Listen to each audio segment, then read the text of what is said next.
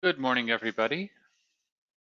I see it's 9 o'clock, and I'm looking at our attendees list. We are still short some people, but people are still signing in. I'm going to go ahead and give everybody a couple more minutes to log on. So I'll start in exactly 2 minutes time. In the meantime, however, if you have any questions or comments out of the first 2 days of training, now would be a great time to let me know. Go ahead and put them, if you have any questions, you can put them in the chat window, or you can unmute yourself and ask the questions that way.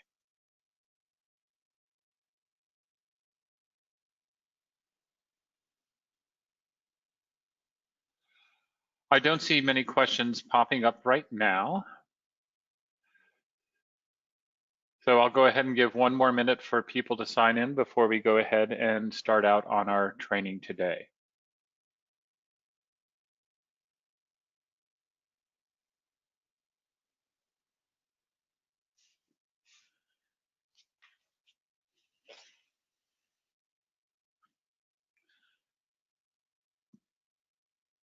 Just in terms of what we're going to be covering today.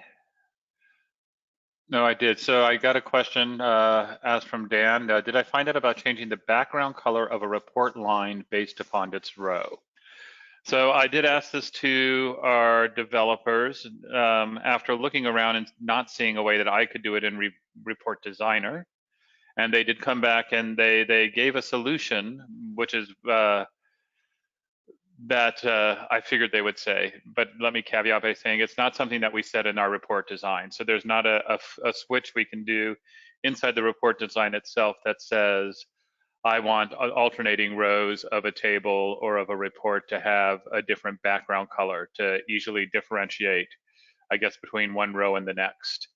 What you can do is, they said when you're sending the data over from your BDL application, you can number the rows that are being sent over. So the first row being sent over being number 1, the second row being sent over being number 2, and so on. And if you include that as a field in the data being sent over, then you have the ability to programmatically say, put a condition on it to say, if the number I'm getting is an odd number, use that as a conditionality to set the background row a color. So I can do it, I can make it happen programmatically by sending across a flag, the flag being in this case a number or something to say the row is odd or the row is even. However, it's in my report design that I'm putting a conditionality on that background color. And I'm saying only display the background color if the row comes across. So your question is, what would be a function in the background color? We're going to get to expressions today in module 13. So I will show you what kind of expression, and I'll highlight it when we get to module 13 today. So let me wait until we get to that slide, just because that's going to be, it's easier, and I'll have a slide to go along and support that. That said, I don't think it's a bad feature request to go in and say, you know, when I have a table out there, I would appreciate some sort of switch I could do on the report design that just says, make every other row a different color. I don't think that's an unreasonable feature request to put forth. And that way you're not worrying about trying to make some data flag to send across that's indicating the oddness or the evenness of a row. So yes, you say, or give the user access to a row number. That would be another method. And right now we don't have that capability. Okay, let's go ahead and start. Just in terms of what we're doing today, yesterday we got through modules 5, 6, and 7. We didn't get around to modules 8 and 9, so I'm going to go ahead and cover those today. Your labs, you should have been able to do between numbers 5, 6, and 7 as well. So you'll have 8 and 9 to do at the end of today. And if I look at day 3, we had we're going to do a module on writing expressions, on charts and graphs, various report outputs, and then hopefully working with tables and pivot tables. The barcode chapter is very, very quick, and I'm just going to, if I have time today, I'll fit that in If not, that'll be something that we can push off until tomorrow. At the end of today, we're going to then add, in addition to labs 8 and 9, which you wouldn't have done last night, we'll give you labs 11, 12, and 16 as well. And those are going to complete the lab exercises I have for you for this course. I don't assign lab after class on Friday, typically with the assumption that not everybody's made it through the labs we've given them in the first 3 days. So let's go ahead and start with chapter 8, start with the concept of a form-based report. And when I'm talking about a form-based report, I'm talking about you have a form that's already existed, you know, a tax form or an invoice form. You have some form that exists, and you want to use that form and populate it with the data from your database. So how do we go about creating a form-based report? And in this module, I'm going to be covering 3 things. We're going to create a report design, and we're going to use an image of that form to provide our background. We're going to then add data to the form by using the absolute positioning, and we're going to make sure that we're using our attachment points effectively. So we've talked about absolute versus relative positioning. Absolute positioning is where your X and Y coordinates are defined, and you're telling me exactly where you want to put this object relative to its parents. The fact that it has siblings inside of that parent don't matter because it's absolute. You're saying for each piece of or each object, I'm telling you exactly where this needs to go. Relative positioning is where it's going to position itself relative to the parent and no X or Y defined. And we may use mixed positioning in here. I don't think we do, but you could, if you're mixed, is where you are defining either X or Y, but you're letting the other coordinate go relative. With form-based reporting, you're going to be mostly using absolute positioning. So that's the concentration that we're going to see in this chapter. So the first thing we need to do is get our image or get our form into the report. And so we add the form as an image. And I'm going to assume we're doing a form where the form is going to take up the complete page. And to do that, we're going to add the image as the image box as a child of the page root. We're going to identify the image to display, and then we're going to, in our case, expand it so that the form is full size. So let me go ahead and go into our report design. Okay, I apparently did this one yesterday. So we're going to go ahead and I'm going to just do a file new, and I'm going to select my reports, and I'm going to do an empty report. Once I have my empty report up there, I can go ahead and associate the schema file. And then when I associate the schema file, it gives me my report structure, and the report structure includes the page root. Now, the first thing we said that we want to do here is we want to go into our toolbox. We want to select that page root, and we want to go ahead and put an image box on there. So I've placed my image box on and underneath that page root. With that image box, I know I can go to my properties, and somewhere there's going to be properties for an image. And first thing I'm going to do is specify where I'm getting this image. Now, I've provided this image within my project itself, so I'm just going to find an image to place out there. I've placed my image. This image is not taking up the full width and height of the page, so I have 2 choices. I could either decrease the page. Chances are, if you were creating this, you would have made the image such that it was going to be the appropriate size to fill the entire page. But I've expanded this out here just so that I'm using my complete page report. So I now have my image. It's on the report, and now I can start placing my values onto this report. Now, to place values onto the report, the next thing you're going to want to do is identify where you want to have your report in relation to the trigger views.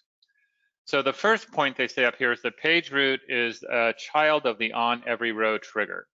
That could be the effect. That's not necessarily so.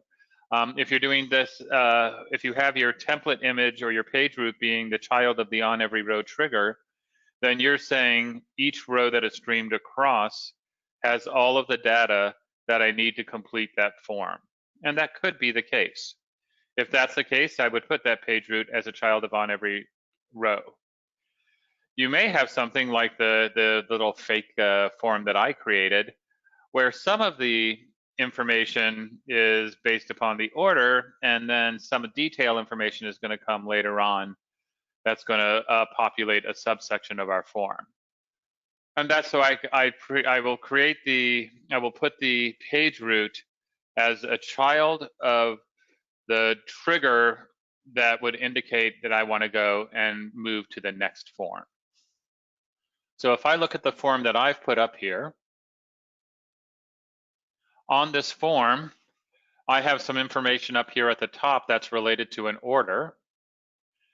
And then I have information down here at the bottom that's related to specific items.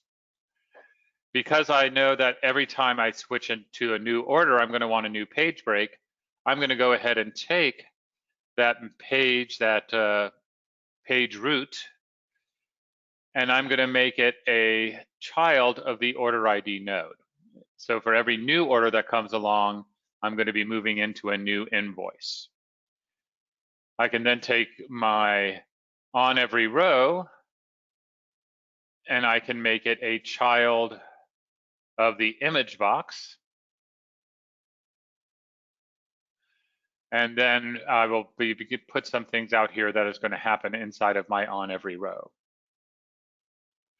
Once I've identified how I'm going to lay these out, the next thing I have to do is drag these people over and place them absolutely onto the form. So for example, the account ID, that would be my user ID right here. I can drag it and I can drop it on the form and position it where I need it to go. Once I position it on this form, I can expand it if I want to, it could possibly take up that much space. So I can go ahead and stretch it out to take up that much space. I could manipulate it to be as, wide or small as I think it needs to be. And I may decide to move my attachment point so that it's, in the center of the account ID so that this is attached at that central point. For the name field, I could go out there and I could add, for example, my first name. You'll notice here when I'm moving these things around, I don't know if you can see it, but if I move it, all of a sudden a little line appears. That means I'm snapping it in relation to the other data fields that are on the line. I'm going to go ahead and move my attachment point to the middle there. I'm going to drag this up. And I'm basically going through and I'm just positioning these items onto this invoice one at a time and making sure that they fit the way I think they should fit. If I look at the slides, we're going to add our data values using our specific layouting. When we add it, the absolute position is set, and the absolute is set because our X and Y properties are set. This slide was prior to 320. When I wanted to resize it, I had to click on the object to change it from 4 squares to 8 squares to differentiate between proportional and non-proportional. Since 320, that's no longer the case. I don't have a slide for since 320. It's all the sizing is in that one object. So when I click on it, it opens up, and you have the arrows to size maximum, minimum. You have the corner ones to size proportionally, and you have the center ones to just size one way versus the other. If you're working prior to 320 though, and you open it up and you only see 4 squares, but you want to size things proportionally, ensure that you click on that square, or click inside of it, and then it'll change it to 8 squares, and then that allows you to do the proportional changing.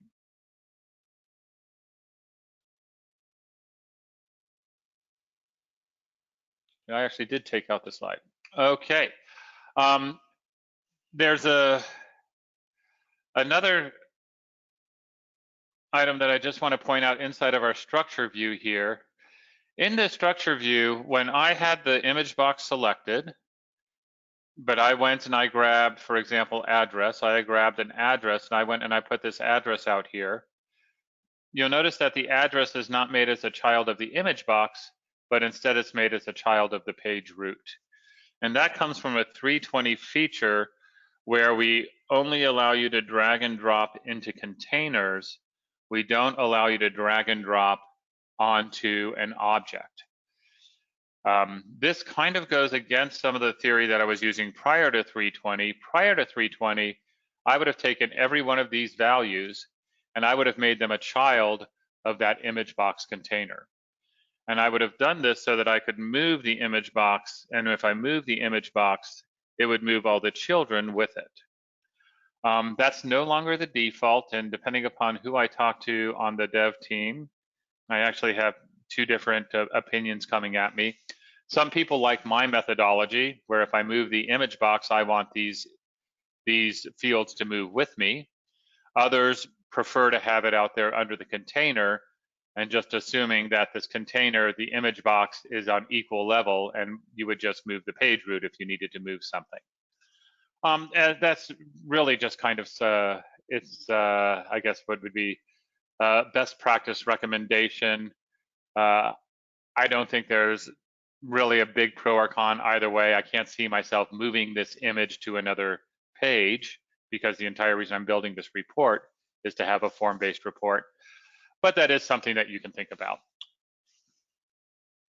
So after I populate all of my fields up here, we're going to get into something. Let me look at my schedule. We're going to get into something next where we look at expressions. I probably just don't want my first name. I'd probably want this to be a combination of my first name and my last name, and spaces and anything like that. But we'll show you how I would edit this to make it, to combine the names in the next chapter. In this report, the next thing I wanted to show is we have this item down here at this bottom that's going to be a bunch of rows. So this is the order information up top. I have an order that I've set up, and that order contains many items. I want to list the items down here. I can't just do my dragging and dropping like this because I need to have rows repeated as for all the items being streamed across for the specific order. So what I would end up doing here is I would go to my toolbox. I would grab a vertical box because I want my orders to go from top to bottom. I can drag this and I can sit it in my report, and I can make it as big as the area that I'm trying to fill. I now have a container out here. I'm going to move it under my image box because that's just what I do. I have a container out here, and now I can, inside of this container, I can go and I can add a stripe. And this stripe now, this mini page, is where I can go in and I can put my product detail. At this point, I'm basically building what you would look like to be a list report. But my list report is only in this smaller area of this statement. So I would go and find my product ID. Let's see, which would be, and I won't do this all, but product ID. I could find it. I can take it. I can drag it out here. I would not use relative positioning because they need to line up under their columns, but I can put my product ID here. I could go and find, what's the next one, product name. I could put my product name here, make sure it's filling up its full dimension. The quantity, I could grab my quantity, drag it out here. You'll notice the attachment point for numbers is on the right side, and the attachment point for characters is on the left side. I want my attachment point on the left side, so I move it over. I line it up. I don't want it bleeding into the price field, so I shrink it down, and so on. So I can go and I can add the information I need inside my stripe mini page. And then this is inside of the layout node. So every time I get a new row, it's just going to build down to fill up this container. That's the concept behind building a report like this. If I go into, I have one completed for you. If I look at my order invoice here, you can see this one I spent a little bit more time doing it. I actually put in formulas to make the names work out. I actually made the product ID have a much smaller font so that I could fit all the products I needed into this space. But it's the idea of you put the image on the form, you put the image on the page, and then underneath that image, you're going to have all of the fields that are placed, for the most part, absolutely, except if you have a section of the form where you're going to have repeated items, then you need to go out there and you need to make your item stripe, and you put your repeated items inside of that item stripe. Let me go ahead and run this form. So this is my order invoice, so you can see what we have. Order invoice 1.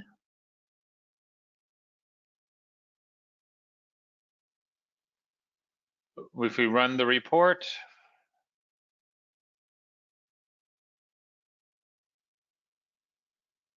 and so here you can see an invoice report, and it went out, it printed the information that I wanted and put the things in the columns as I expected, and it did that for each of the pages of this fictitious invoice.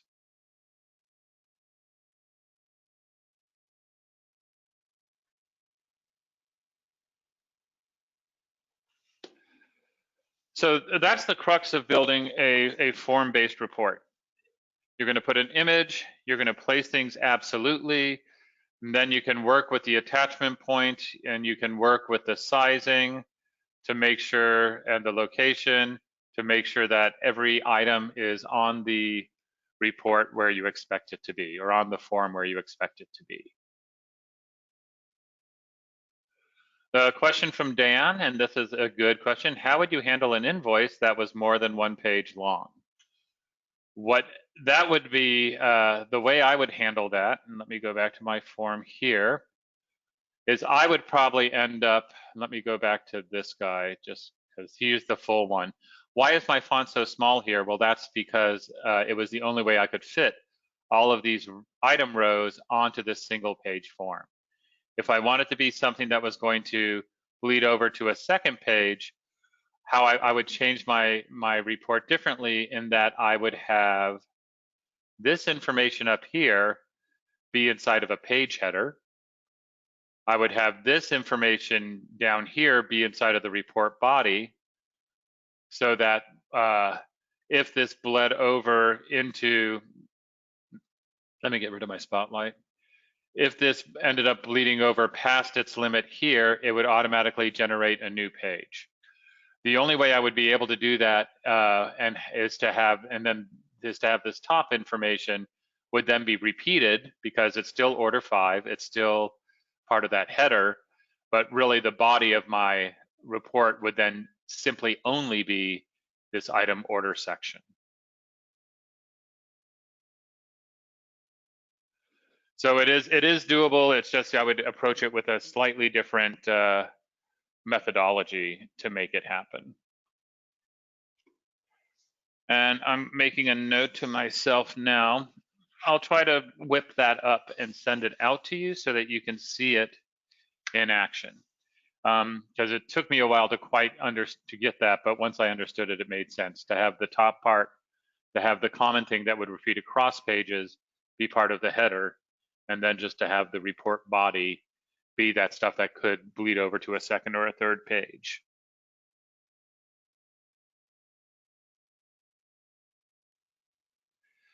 So this is one way to do this. Another way, and some way that a lot of the companies are taking it, is to, when you look at this invoice is not it's not a very fancy invoice. It's not a very fancy graphic. I could code my report to put out this same look and feel. So instead of putting it on an image, I could actually recreate the form. So I'm not sure if that's something you would want to do, but it's something you could do. There's another question. Would you be able to have a page number on the page header? Yes, you can. Once you put the header out there, you can do anything you want to it. So if I wanted to have a number up here or page 1 of 3 or anything like that, I could add that onto my information up here. Yeah, so you could still do the page X of Y thing. You would just want to make sure that that page number is counting the many pages of each order. So that just means putting that page root at the proper location in the trigger view, and that's what we would have done if we had made that page root being the child of the order ID. So I'm going to, my sample that I'll make for you all will be a multi-page form, and I'll say with page number and header.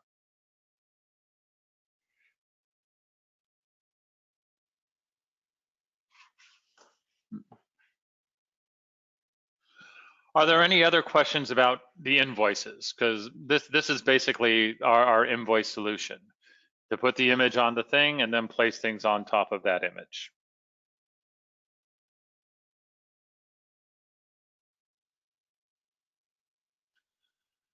Okay.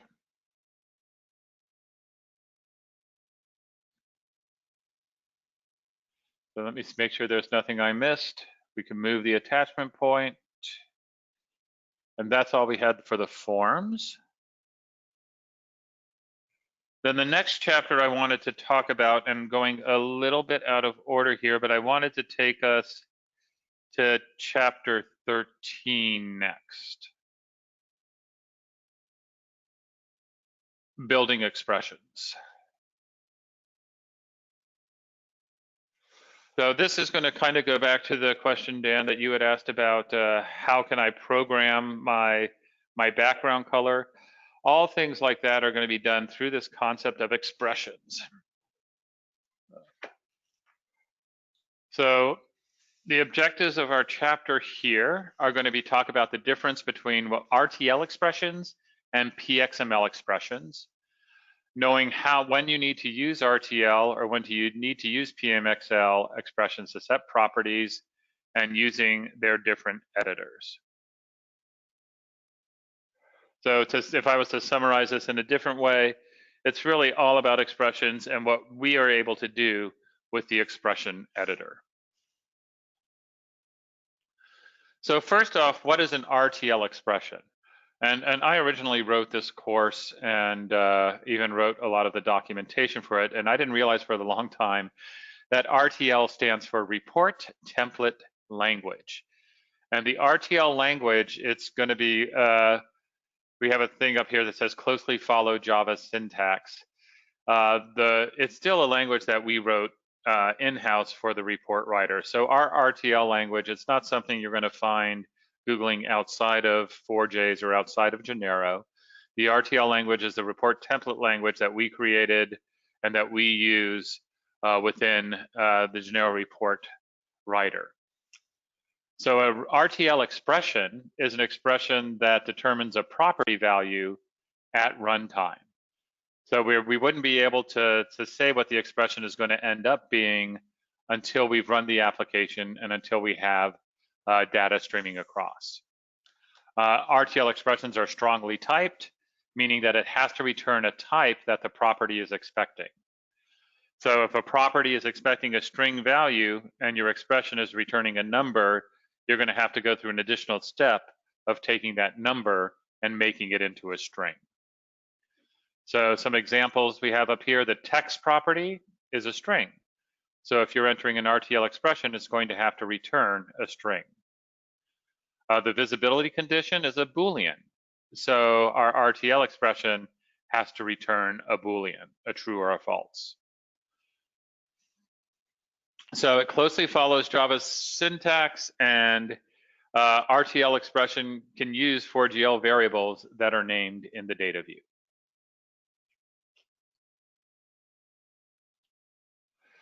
We have some operators out there that are used by RTL expressions, and these should be familiar to you from any languages that we've done.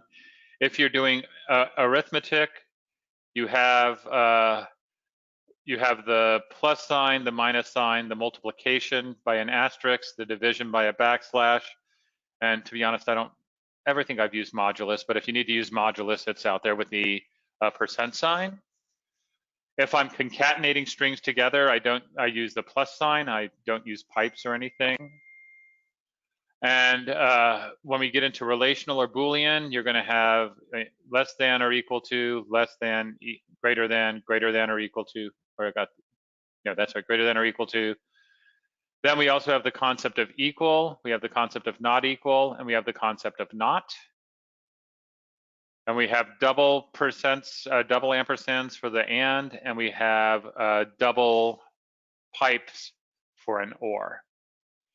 So these are the different operators you can use on the strings or on the data fields that you're trying to make a set of property with.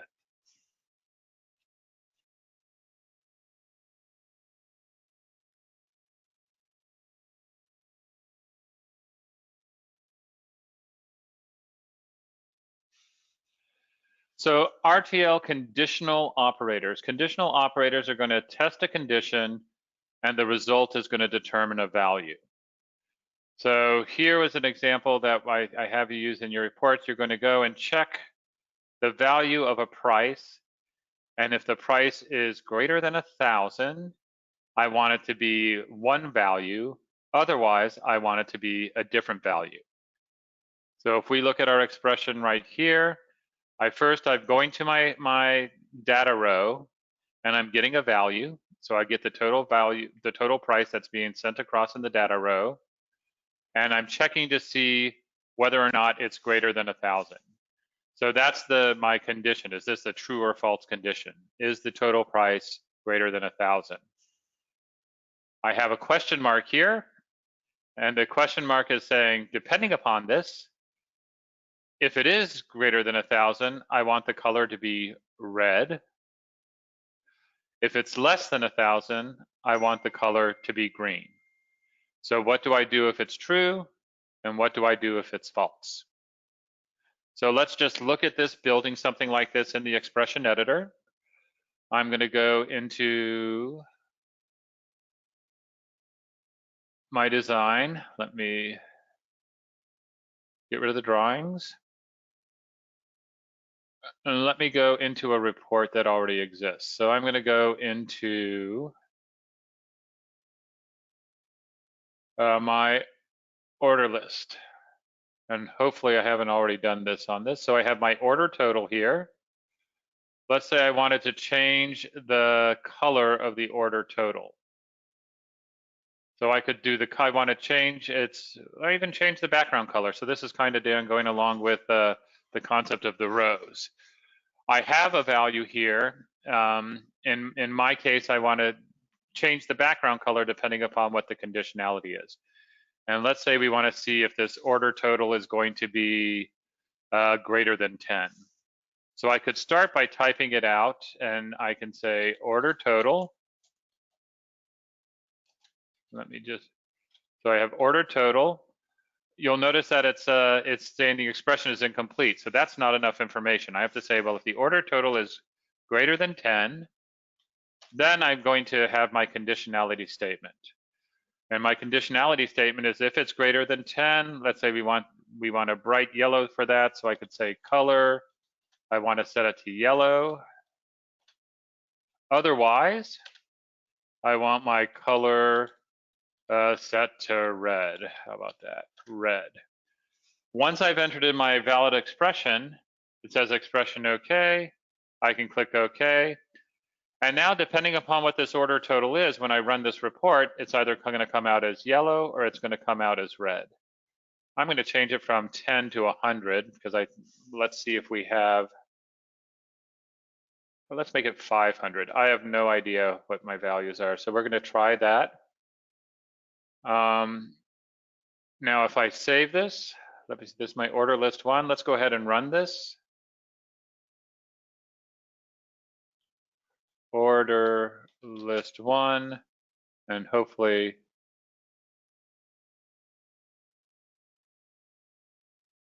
I've done a bunch of stuff down there that I don't want to impact this. That's from a different lab, so we're going to go and hopefully do that, knock it out.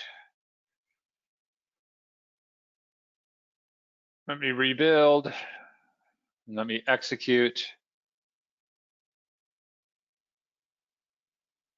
We'll see where this goes.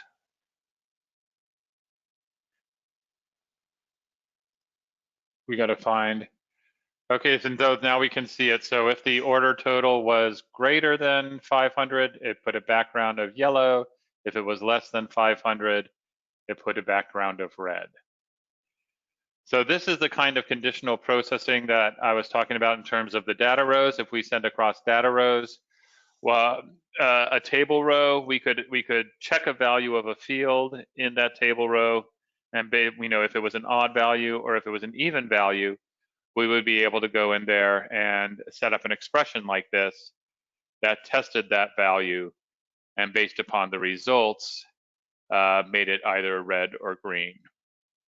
We'll have to look at the condition. It's going to be changing it to a number and testing the number for odd or even. So I'll have to dig that up. I've not done that yet, but I know it's possible. Let me write a note for that. Okay.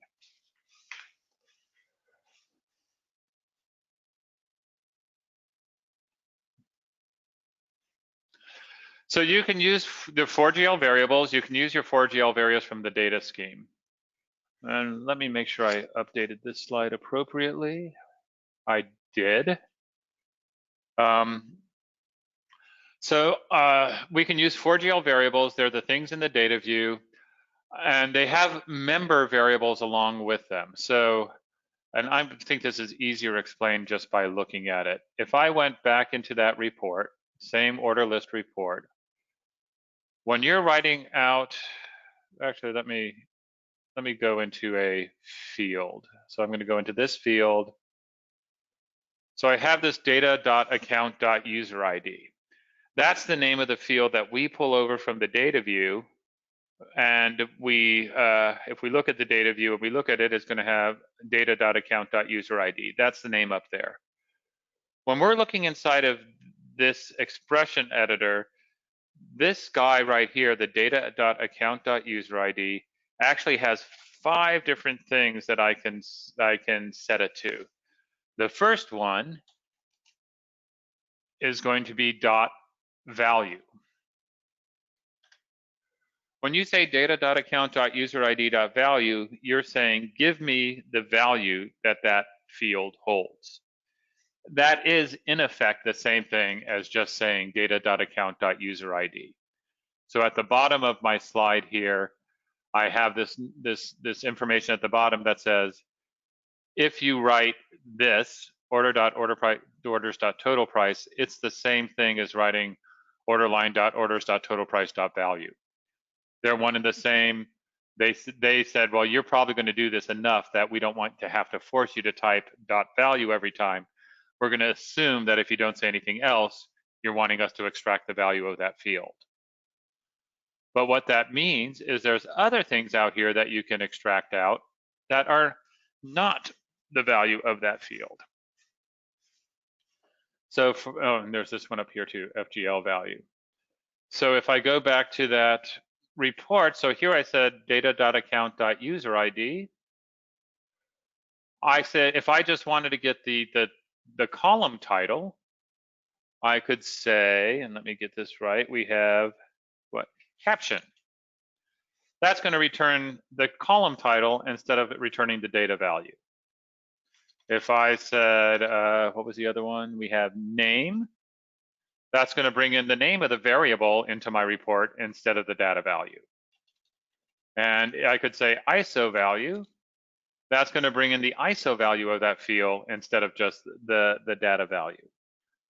If this was a numeric field, and I don't think this is, no, this is a character. Let me find a numeric. This is a numeric. If I wanted this numeric to be displayed in a string format, if that was my requirement, I could add this with FGL value. Oops, nope. FGL value in string format. I thought I'd be able to do that. I can do, maybe I am wrong. The order ID is an integer, so let me try it with this one.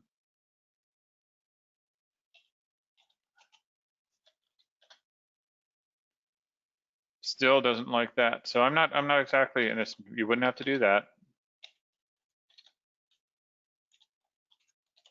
I'm going to have to look at that FGL value. Interesting. Because if I wanted to make it a string, I would typically, could I do that?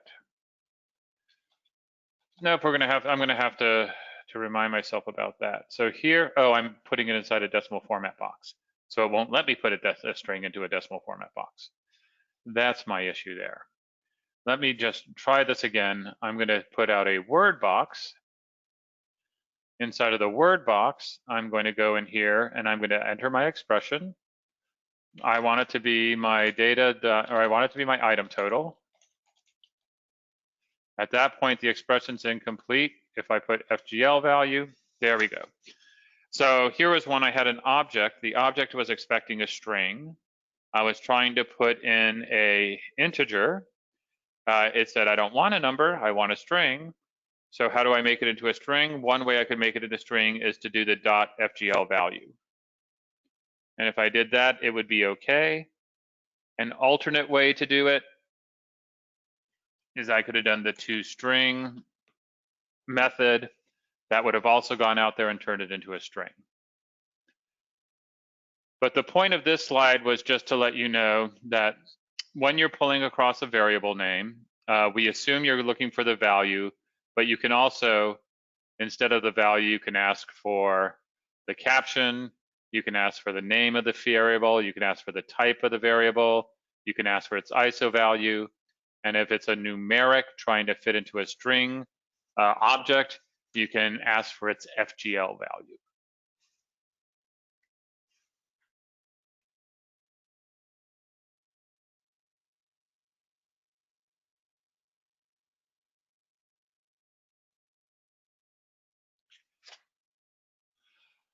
The RTL includes object classes. There's a variety of classes up here.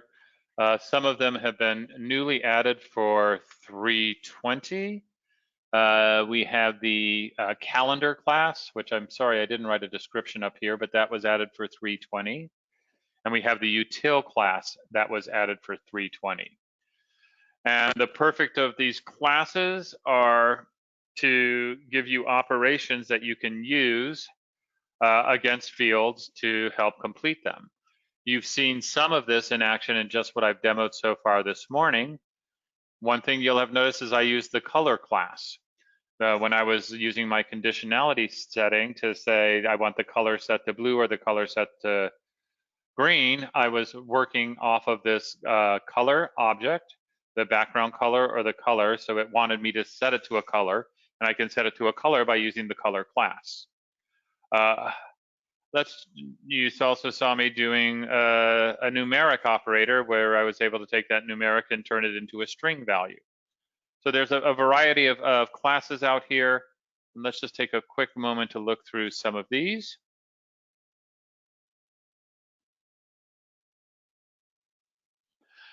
So the string class, I used to list all of the methods on the slide. Let me pull up a browser and just kind of show you where you would be going for these. So inside of my Studio user guide, we have the report writer section.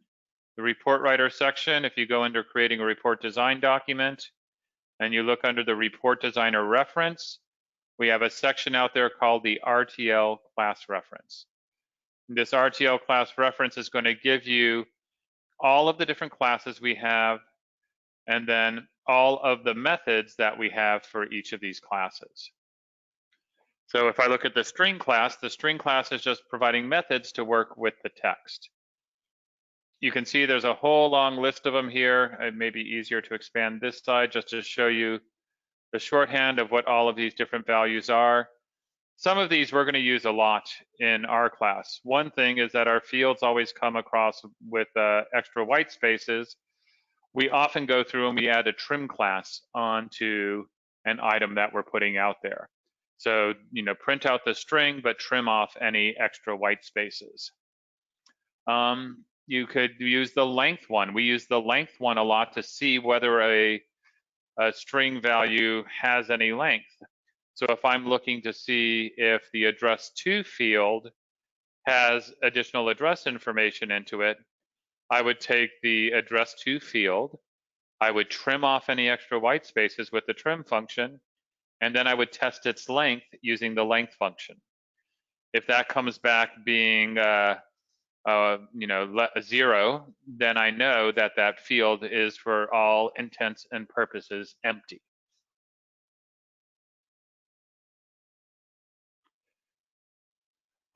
For each of these classes, we provided in our documentation a summary page where you can quickly read down and identify what these different classes are out here.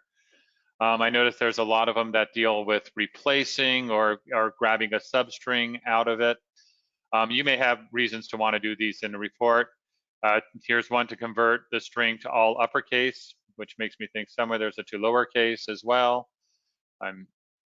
So there's a good thing to just kind of read through these and understand what your options are for a string value.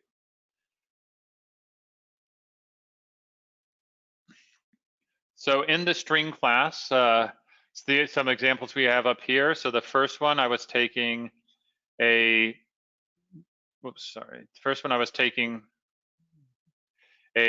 value here, the total price, and then I'm converting it to string by using the toString function. The next one, I was taking a field value, the shipping first name. I was then trimming off any white spaces, and then I was testing it for its length. Some things to realize if you're using some of these methods, if you're using the things to get substrings or to replace parts of a string, string indexing and numbering, the first byte of a string is going to be at position 0. And this is different from Genero Rtl, where the first byte is position 1. So if I have a 5-character word, realize that's taking positions 0, 1, 2, 3, and 4. The string end index is the length. And then the substring, where you start with 0 and then you go to string.length, that's going to return the whole string. So if you're using a substring function, that's how you can return the whole string. We say that the FGL string variable class inherits the public methods of this class. What this is going to be referring to is that inside of our documentation, you can see that we have 2 classes out here, one called the FGL numeric string variable class, and the other called the FGL string variable class. These are basically the only 2 classes, or the only 2 ways that the data is existing in the data view. So if I look at my data view here, even though I have, something that may say date, I'm sure I have a date somewhere. Yeah, there's a date. Underneath this date, it's really an FGL string variable class. So that's why I'm able to say order date dot caption and order date dot value and order date dot name. It's because under the covers, everything in this list is either a FGL numeric variable class or an FGL string variable class. I wouldn't worry too much about that right now, but that's just why this is up here on that slide. String manipulation, if you've worked out in other languages, I'm sure you're familiar with how string manipulation has worked. We have numeric class. Under the numeric class, we're going to have things that should look familiar from a numeric perspective. So I need some of the easier ones. I need a max, I need a min. Some of the other ones, I need the cosine value of an angle. So these are a lot of them going down. You see there's a lot of mathematical functions. We also then have ones where we're converting that number to a different item. I'm converting it to Boolean. Here it's returning a Unicode character representation of the number value. So we have all of these different, we can check to see if it's null. These are values that you can set on a numeric class. So if I go and find any number on my form, let's just find the order total again. If I want to go into my value, this is where when I do my dot and I open it up, all of a sudden I see those classes. And every time I open it up, I'm doing my control spacebar. But I see those functions that I can apply to that numeric value. So if I wanted the cosine of this, I would go and find the costs, what's COS. Then I could complete my expression to go out there and pull the cosine value for that numeric class or for that numeric item.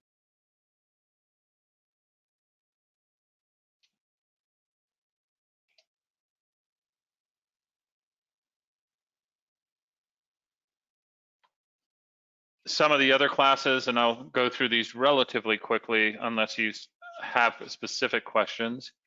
We have a Boolean class. The Boolean class is just returning two values. You can either have a Boolean true or a Boolean false. And a number is not interpreted as a Boolean value. So I can't just pull up a number and have that number be 1 and have you go, oh, that must equate to false.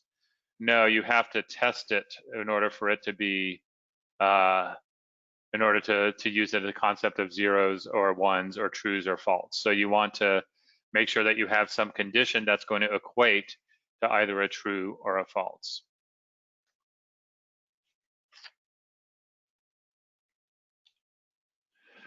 The color class is a little different in the fact that we have methods and then we also have static members. You saw me using a static member in my example earlier. I said if the number was going to be greater than 500, I wanted color.red or color.yellow. That's using a static member. Let me go to my documentation for that. So if I look under the color class, we have the concept of the static members at the top. So here's our predefined list of static members. But you also have the ability to go out there and specify a different number by either using what the HSBA method or the RGBA method. And that's where you can put in the numbers to get the specific color you want. We also have the ones that are methods that you can apply on top of the colors. So for example here, maybe you had the color blue. And so you've set it up to be the color blue, but then you want it to be a slightly brighter blue. You can then add the dot brighter at the end to make it a more brighter blue. And so we have brighter, darker, than some other color things that, to be honest, I haven't played with a lot. But the idea being that you can use the color class to help set these properties that are expecting colors. So where would I expect to be able to use this? I would expect to be able to use this if I go out to my studio and I'm on an item and I have these colors. This is where I expect to be able to use my color classes.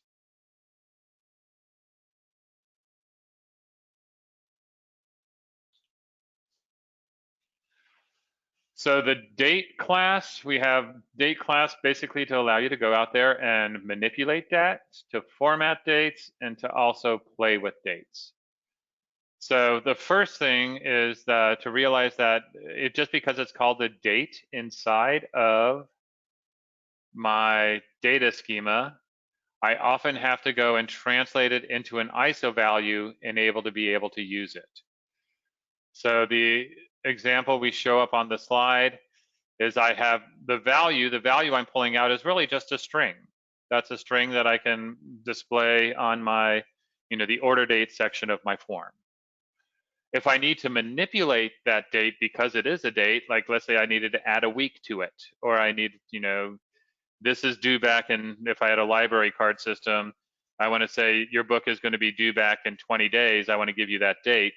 I would need to go through, take that string, I would need to convert it into its ISO value, and I do that just by adding that .iso value at the end. Once I have that, that can then become the input into any format that I need to use from the date class. So in this case, it was just taking that ISO value. It's then saying, okay, this is a date that I'm pulling from the ISO value, and now I'm formatting it using the 3-day, the DDD, DD, MMM, YYYY format. And that's it.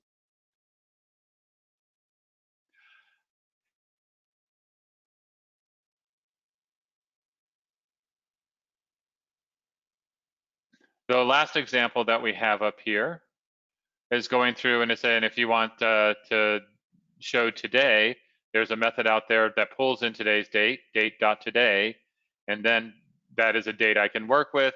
I can then apply my formatting flag to that. So if I look at the documentation behind the dates,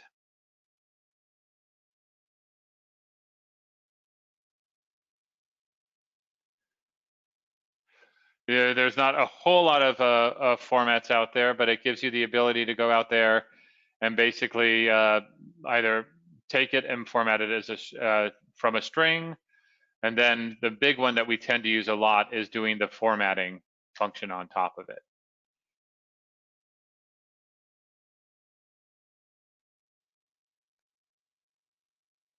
I kind of expected to have a little more functions in there, but I guess not.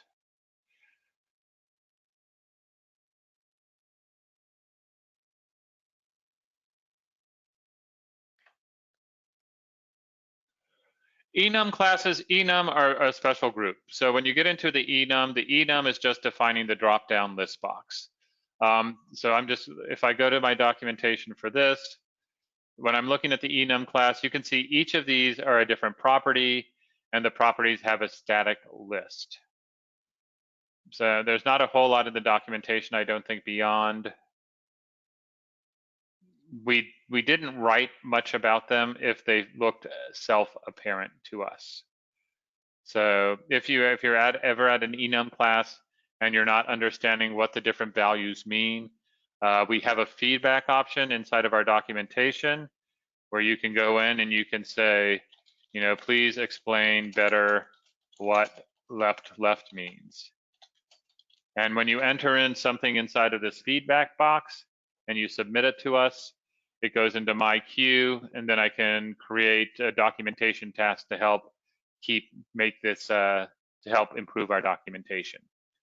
So in general, with a lot of this enum class stuff, we're assuming that when you go to trim left, you know what the difference between left and right and both and compress means.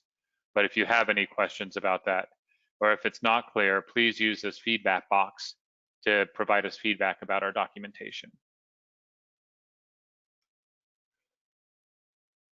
The enum class, let me just see if I can. So if I'm inside of,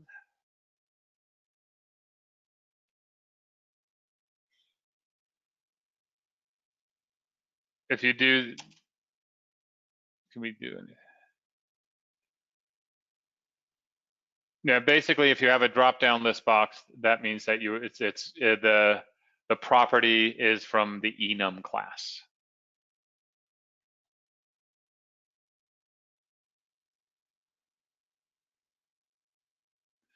Calendar class, it's new in 3.20. The calendar class is the one where you're able to go through and based upon a date, you're allowed to get, the actual day of the month. You're allowed to get seconds. You're allowed to, there was a ton out here.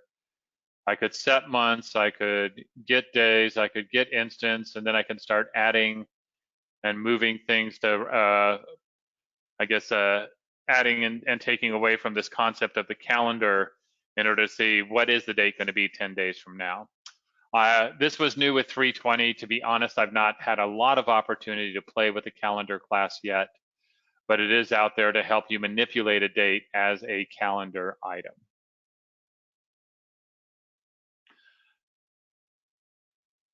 Sorry. The utility class is also new in 3.20.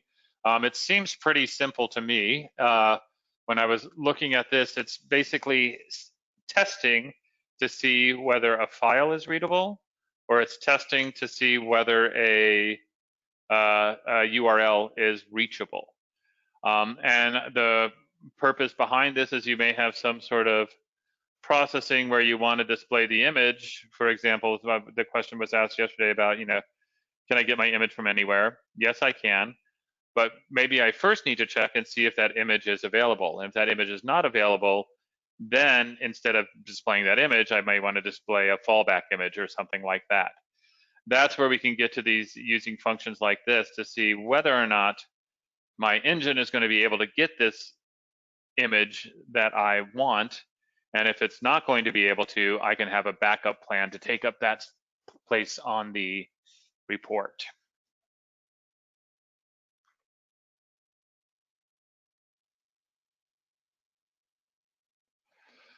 So those are the concept of all of the classes out here that we have.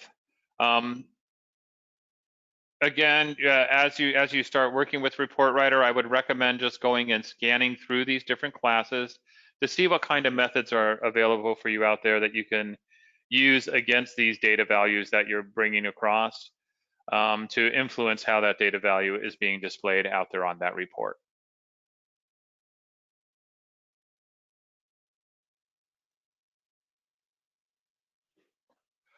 So that's an Rtl expression. The next concept is the concept of a Pxml expression. And a Pxml expression is used to define the property of an object that is of Pxml dimension type. And what we tend to mean here are coordinates and sizes. So they're going to always be numeric, and they're going to be something that can be measured, like in points or pica or inches or centimeters or millimeters, however you want to do it. It uses units at a suffix, and if you don't use a unit as a suffix, then we assume that you mean points. And when you're adding the unit, I think I mentioned this yesterday, do not use a space between the number and the unit itself. They just come blended together. And for example, 10 millimeters is the same as 1 centimeter. 1 inch is the same as 72.27 points, which is the same as just writing 72.27.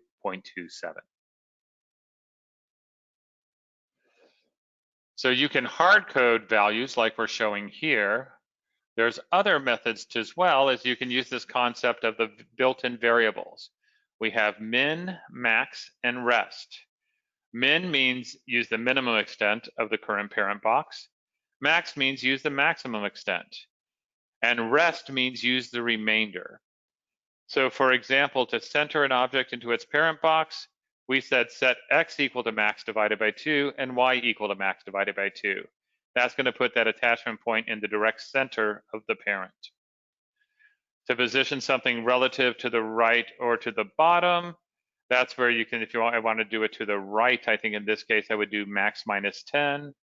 If I wanted to position it relative to the bottom, I could do max minus however far up I want from the bottom. I think you've had some examples of max and min from the last 2 days if you've been keeping up with the labs. And you're going to see a lot of us using max and min out there to make things, instead of having an absolute number we've entered, we instead use max and min to make it relative to however large the parent is going to be. The last point on this slide is this concept of rest. And so if I printed out a row and I wanted the rest of the page to be taken up, all I have to do is set that y value equal to rest. And this used to be the only way to force a page break. If the page wasn't breaking naturally because of where it was on the trigger, and you wanted to push and start the next row on the next page, you would make that the existing row have a y parameter equal to rest. And that would then just fill up the rest of the page, and your next row would just start on the next page. Starting with 320, we've also introduced this concept of the break. I think the break is, I would say, 80% to where it needs to be, so it's not perfect yet. But this break is another way that you can force a page break. You can say, I want to go in and I want to break after my account total. So if I like, let me just try it up here. I'm trying it live without having tested it. So I'm hoping I'm good. So I'm going to drop my break on the page root. I could then put the break like before the report total stripe. There we go, and it worked fine. So what this would be saying is after I've gone process my group, I'm going to break and then have the report total be on the last page. An alternate way I could have been doing this, well, actually, let me put it, and I think here was where I had the issue. Yeah, eventually you're going to be able to put the break on a trigger node, and that would be another way to specifically state a break based on the trigger. However, it's not working in 3.20. That was not implemented yet. So right now, if I'm using a break, I'm using it on an object in my thing that's not a trigger. And by trying to do what it didn't want to do, I caused my application to die. So just be careful with the break. I reported the bug on that last week. So hopefully that will be fixed in the next release going out there. But I did want to point this out now in terms of you're going to see a lot of examples where we set y equal to rest. And that's because in the days before 320, that was the only way we could achieve it. Since 320, if you're using the break in a way that allows you to use the break, that's another way to make a page break happen. Pxml has some built-in functions. You can determine the max between two expressions. You can determine the min between two expressions. You can check the width to see what the required width will be to print an expression in the current font. You can get a length of an expression. So let me show you one of these in action that you will have in the reports you've been doing. So in my order list, one of the first reports you did, we had this customer field. You dragged out the customer column. Actually, I had you modify all this later, but so it should still work. If I go and I select this and I go and I look down at the geometry, the X size, which is the size it's taking up on the horizontal axis, has been using a formula. And this formula says, well, I want this to be a certain width. The width is either going to be the maximum of the width of the name customer, translated if it needed to be translated, or it's going to be the width of 10 M spaces. And so when it comes time for this expression, which is an X size being a Pxml property, so it needs a numeric value.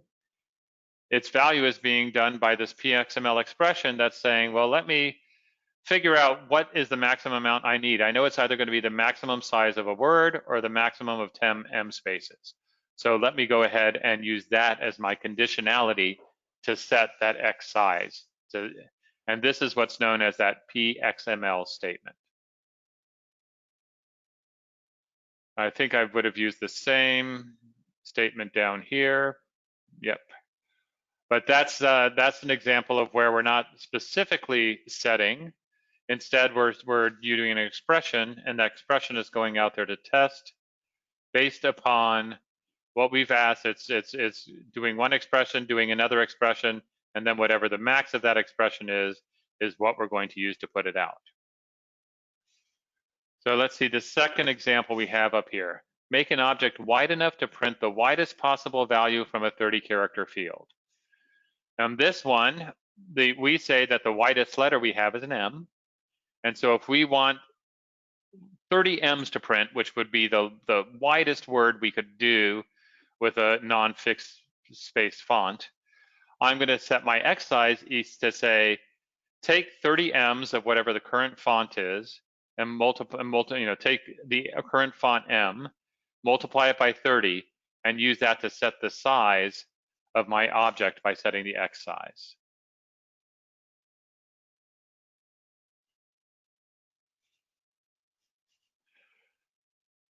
And the last statement we have up here is if I'm working with a report and the length, let's say the length when I was using Arial font was 29 points.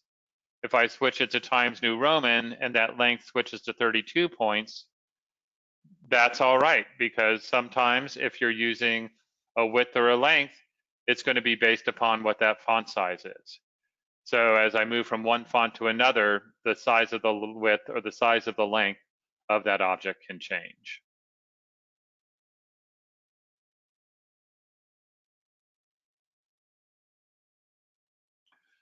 The last point we have is this concept of embedding RTL within Pxml.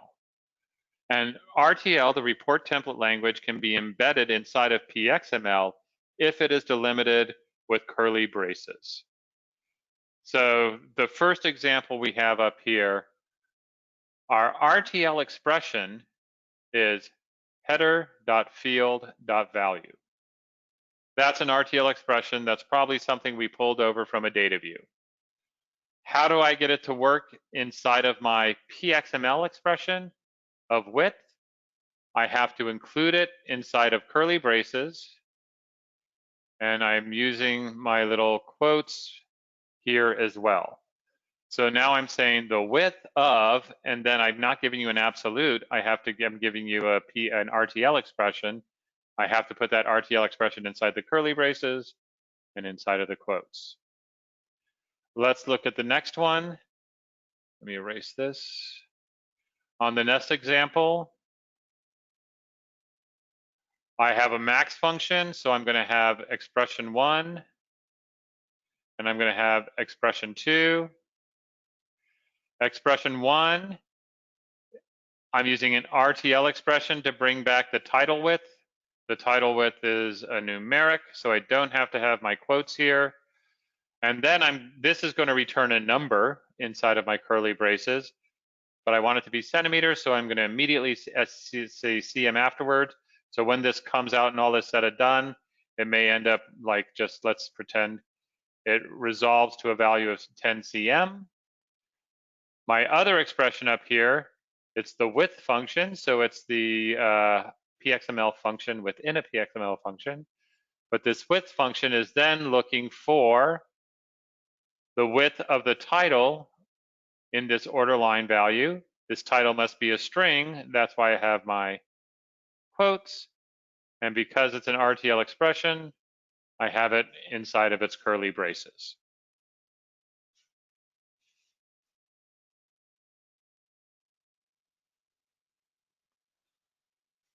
And the last one being kind of what we talked about earlier. So if I'm setting the X size, and this is what happens when you do the drag and drop, I have my max function. I'm going to have my two expressions.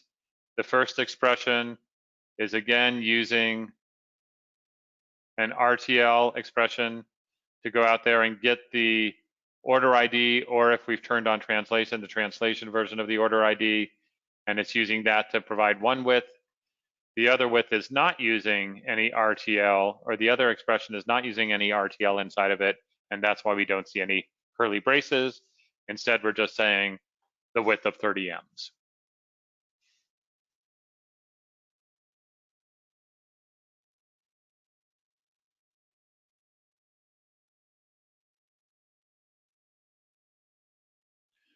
So just some properties of RTL syntax. As you're typing it in, you'll notice there's no return feature. It's one line of code. There's no intermediate variables. There's no working variables. There's no loops. So you're really putting in an Rtl expression that's going to be evaluated just based upon the information it has at that time. And it's all going to be in a single line of code. If it wraps inside of the box, that's fine. But if you stretch the box out far enough, it would all end up being a single line of code. Okay, so to finish up this this section, I just wanted to show some of the most common RTL that you're going to be using and seeing out there. The first one is I want to merge together a bunch of strings to make one field that's going to appear upon my fort. And the way we do that is you're we bring in the string values. We have our two string values from our data schema. We don't want a bunch of white spaces, so we trim off the white space for both of those together. And then we want to glue them together. And if you remember back from the very second slide, to concatenate string values, we use a plus sign. So we're taking this first string value, we're concatenating it with a single space, and then we're adding on the second string value. And these string values have been trimmed of any of their excess space. So what this results in is I print my first name followed by a single blank space followed by the last name. And let's just see if I have my old report. Now what I want to show you here, let me clear off of this, clear. So if I go back to that form report that we were doing earlier, that's what I've done here. I've gone and grabbed my first name, I've trimmed off any white space, I've then added a single space between it. I concatenated by using my plus signs. And then I have my data account last name, and I trim off any white spaces there as well.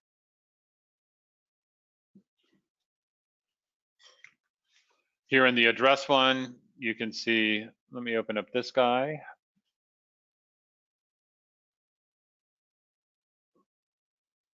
No, I've done these as two separate fields. Okay, we're gonna hold off on that then. Well, actually, no, this one is another example of it. So here I did the city, I printed out the city, and after the city, I wanted to print out the state. But I wanted a comma and a space before I printed out the state. So inside of my Rtl expression, I said, okay, let me put a comma and a space, and then I'm going to concatenate with the plus sign, and then my data account state trim. And then I have an extra space after that, so I must be following it with a zip code or a country or something like that.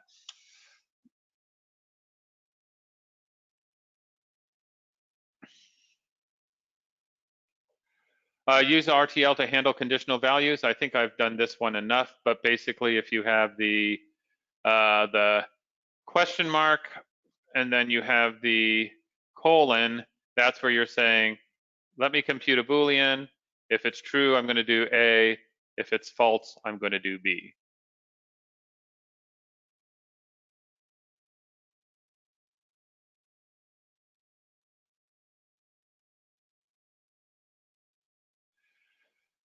Using RTL to size fields, we've talked about this one as well. This is where I have my max function, and then I have my first property or my first expression and my second expression, and based upon the result of expression A or the result of expression B will determine what the value is. So it will choose the max between the two.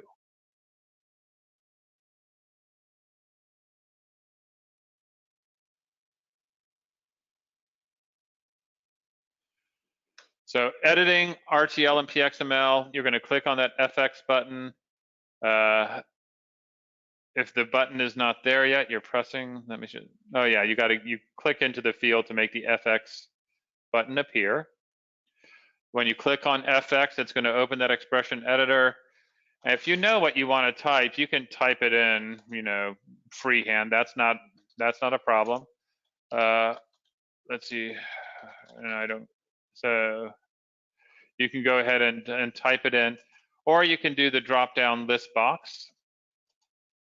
And if and to get the expression editor, completion editor, you just do the control space bar, and then that allows you to go down and start picking things out. I picked a fun one for all of this, but that's how you can go out there and start editing these things. Warning, other button restores the default value, take care. And so while you're going in and modifying those properties, right next to the FX button is this lovely backwards red button. And to give an example here, so here we have an X size that was set to min. I don't know if it was set to min because I dragged it out, probably. Let me go to the page root. I'm gonna go to something, so the page root. With the page root, you'll notice the X size and the Y size are both set to max, but you'll notice that these are these are bold. If it's bold, it's saying that this is not its original default value. So if I hit my back button here, the default value for X size is to be blank. So even though when I dragged it out, and I dragged it out from my toolbox, and it had the X size and Y size set to max because I dragged out a page root, that's not considered its default value. So the main thing here is just when you're clicking on this back arrow, that's resetting the value. It's resetting it to a default value, and that default value is often nothing. Just to be aware of that. So take care that you're clicking on the FX, because I think if we click on this, it doesn't even, does it warn us? It doesn't even warn us. It just resets it to what it thinks the default should be.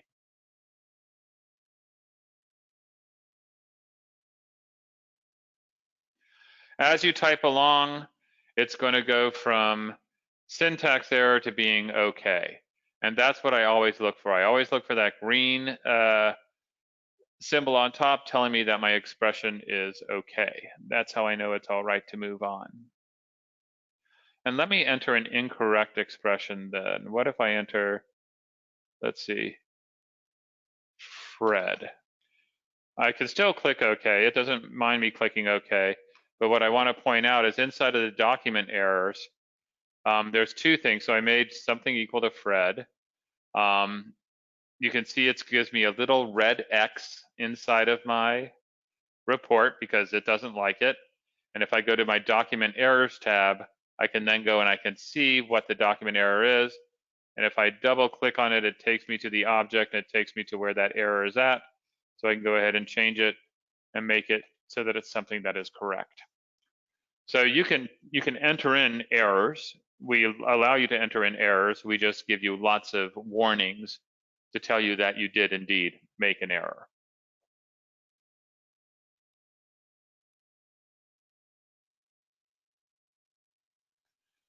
You have control space equals code completion. That's fine. So when should you use your RTLs or your Pxml expressions? Use an Rtl expression when the property needs to be calculated at the runtime. So you don't know what the value is going to be until the application is actually being run. That's when you use an Rtl expression. And you can use a Pxml expression whenever you're dealing with a dimension type that is a Pxml dimension type. So it's something dealing with coordinates or something dealing with sizes.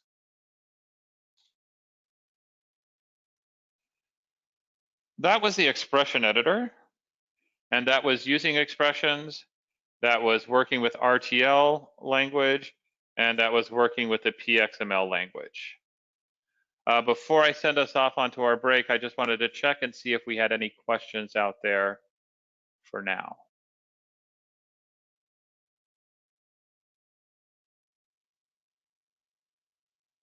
I'm not seeing any questions pop up. It's 10:23. Let's go ahead and take 12 minutes and let's come back at 35 minutes after the hour, and we'll move on to the next chapter.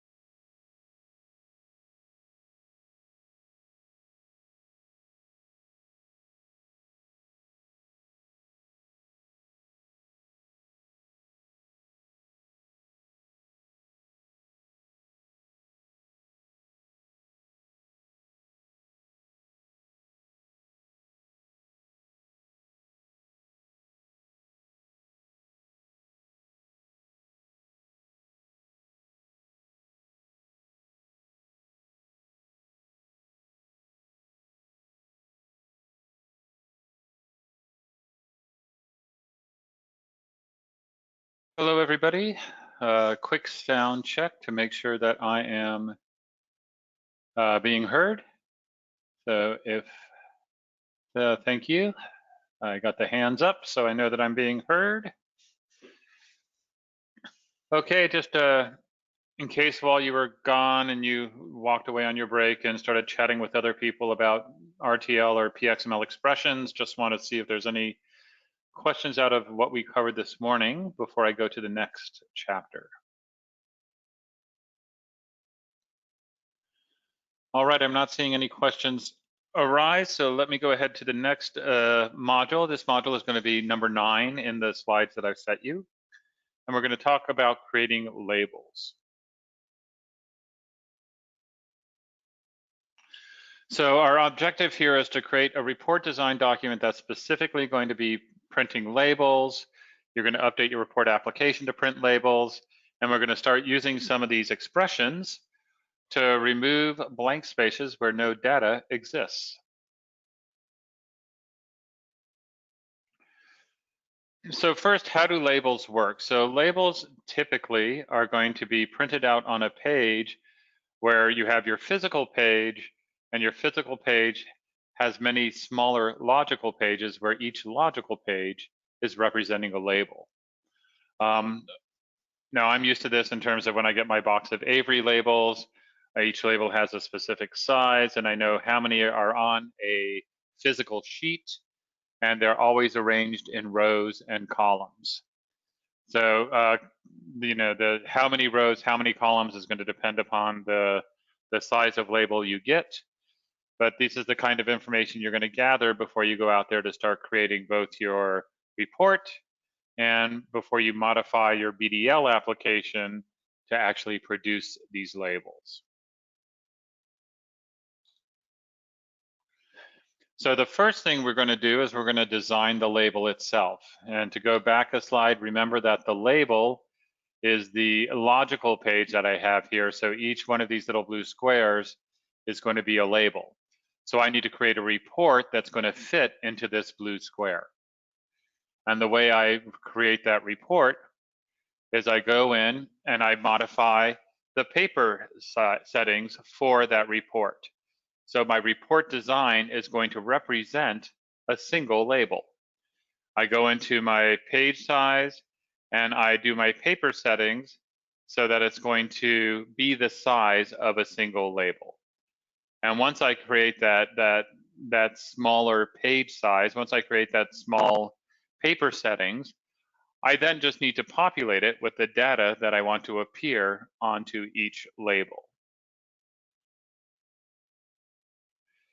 So if I was to go and look at the report that I have you doing in your class, if I open up my customer labels report, you can see that the first thing I did was go out there into my report properties, into my paper settings, and I defined what the size of my label is. So my label is 4 inches by width by 1.3 inch height. You can see that I've asked there to be a little 0.1 inch border going all the way around my label, but that's still within the confines of my page size or my label size, which was 4 inches by 1.3 inches.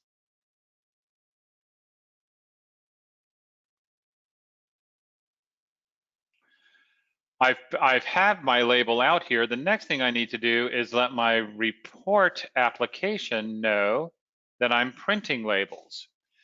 And in order to do this, we need to add some FGL report API calls to our BDL application. The first mandatory function that you're going to add when you're creating labels is a function called set logical page mapping, and you set it equal to labels. By setting it equal to labels, you're letting us know that we're going to be identifying and configuring for the labels that we want to produce. And that comes with the next function, which is my FGL report configure label output. In this configure label output, what we're really doing is we're defining the layout of the page, the layout of the physical page. So in this configure label output. Let me remove my drawings. What I'm doing is I'm basically telling my report application what this page looks like. And you can imagine I need to tell it how many columns there are. I need to tell it how many rows there are. I need to tell it what the space is between each label. I need to tell it what the space is down the center. I need to tell it what the margins are going around the side. All of that is information that I need to provide it so that it knows when it's sticking 10 labels out onto a paper, it knows how many rows, how many columns, and where exactly on the page it needs to set these up.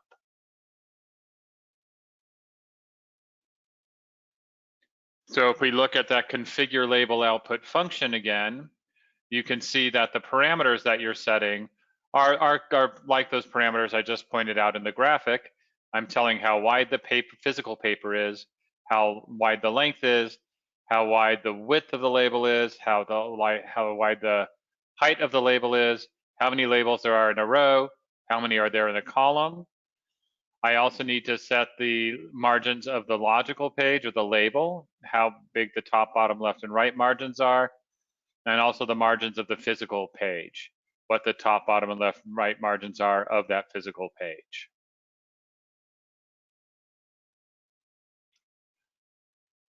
And so here's an example. On this sample, I had, 2 rows across and 2 rows down on this hypothetical label. So my page width, I've said it's going to be an A4 page width. My length was going to be an A4 page length. I'm going to have 2 labels across and 2 labels down, and my margin is going to be 5 millimeters all around. So I'm doing this all via variables. When it comes time to do my report, what you're going to see is that we start by doing my FGL report load current settings. So I go out there and I identify my label report, which is the single label. If this report exists, then I'm going to go through and start doing my mandatory functions before I do my commit current settings. So I'm going to select logical page mappings and set it to labels. I'm going to define the page size and how many labels fit in the page. So I do my set paper margins, where I'm setting in my margin of 5. I'm doing my configure label output, where I'm putting in my page width and my page length. And I say how many columns across and how many columns are down. I forget what my null is here. Let me go back a little to see. Label width and label height. So I didn't need to put a label width and label height in here. It must have taken those off of the report itself. Let's see how I actually did this. Yes, let me see how I actually did this inside of my report that I have you do for the labs. So if I went into my account order, I go into my report main. And what we do in this report name now is I've had to set up a case statement. So when I change my case to be customer labels, yeah, when the report is customer labels, then I want you to do this processing here. I want to set my load current settings to be the report name. And then I'm going to set my logical page mapping to be labels. I can set my paper margins, and I don't use variables. I just hard code in the actual numbers. I then do my configure label output, where I have my page size. I'm not passing in the label size. It's grabbing those from my label itself. And then I'm saying that's 2 columns across and 7 rows deep. Once I've defined between my load current settings, once I define all of these changes I need to make, then I can go and I can run my commit current settings. Let's go ahead and we'll save that. I'm not sure what I changed, but that's all right. Let's see what's on the next slide. If you're using product label and barcode printers, let's see, they typically have custom page sizes. The printer itself may treat every label as its own page. So this is just saying if you have a printer, you're not using Avery labels. They don't come in an 8.5 by 11 box that you put into your printer that prints everything else. You may have a label printer that, even though three physical labels are on a physical page, it still may treat each label independently. And that's just something you would have to know and you would have to work out.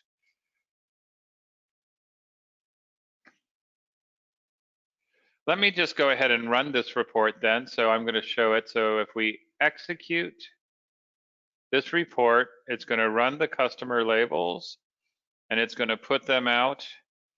And here you can see it started setting it up. It based it upon the margins I put out there.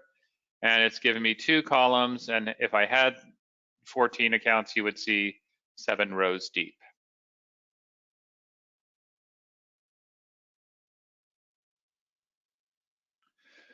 So some addressed label challenges. So this first challenge was, okay, I want to print my labels out. In my database, I have, they may have 3 lines in an address, they may have 5 lines in an address. It depends whether they have a value for things like address to. But I don't want any blank lines, so I don't want to just stick address to out there, and if it doesn't exist, have it be blank. And then at the end of the last non-blank line is where I want to print the postal code. So they could have 1, 2, or 3 lines of addresses, and at the end of that is where I want to print the postcode. How would I go about doing this? And the way we end up doing this is we start out by adding a vertical box layout node to our report, because that's where we're going to stack the lines of the address. We add all the lines of the address as children of that node, so that they're going to print out the 3 to 5 lines. But then we need to address to make sure we don't have any blank lines. And how are we going to make sure we don't have any blank lines? Is we're going to use a visibility condition. And the visibility condition is going to say, if my Boolean condition, if my condition is true, I want you to print it. Otherwise, I don't want you to print it. And how do we do that? We test things. So for example, the address to is one of the lines that may or may not be valid for a person. So when we read in a record, we're going to look at address to, we're going to trim off any white spaces, and then we're going to ask for its length. If the length is greater than 0, then we know it exists, and we know we want to print it out. Excuse me. So if the length is greater than 0, after we trim off the white spaces, yes, we want it to print. Otherwise, we don't want it to print. And we set that up in a visibility condition. So let me go to my label, customer labels. Let's look at address to here. And you can see the property that we set up was the visibility condition. And the visibility condition asked if my data.account.address to, once I trimmed off the white spaces and I went and got its length, there's no control Z on this, so I'm going to cancel. If I go and get its length, if it's greater than 0, then yes, I want this to be visible, and yes, I want this to print out. So that's the concept of the visibility condition. We have a lot of things lining up. If I don't want it to print out, if I want to test for its existence, I would go in and I would add something to test for its existence. So for example, this last row we had up here was what, the country, data.country.code description. I could go out here and say, okay, well, let me do a visibility condition. Really, we're saying, you know, if data.country.code description, once I trim off my white spaces, let me make sure I got that right.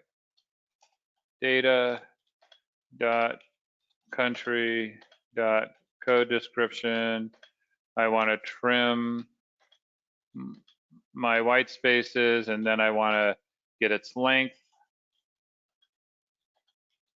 And then that's going to be, that could be expression, but really I want to do a greater than 0, because that's what I want. I want to test to make sure that that length is greater than 0. I now have my expression okay, so I know this is a good valid. And now this row will only print out if I have a country description in the record being sent across. That's and its length is greater than 0.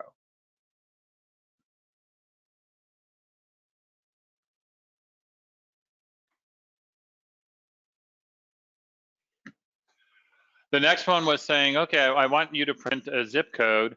I want you to print the zip code at the end of the last address line, but I don't know what that last address line is going to be. This one they did by doing that conditionality phrase. So they're saying, okay, what I want you to do is when I'm printing out that first address line, let me get a pen to do this. So we have two things. We have here is the thing I'm testing, and there's my question mark at the end. And here's what option A, because there's my colon, and here's option B. So this is all one big line of code. But the first thing is saying, okay, what is my conditionality? My conditionality is I want you to take address 3. I want you to take address 3. I want you to trim off the white spaces and get its length. And then I want you to take address 2, trim off white spaces, get its length. I want you to add the two together. Is that equal to 0? If it's equal to 0, then I know that address 3 is blank, and I know that address 2 is blank. So I know I want you to print address 1, and then concatenate a space, and then concatenate the postcode. If, however, it's greater than 0, then I know that I'm going to be printing an address 2 or an address 3 later on. That's when I get to go in and I get to instead just print out address 1 and move down to the next item in my address box.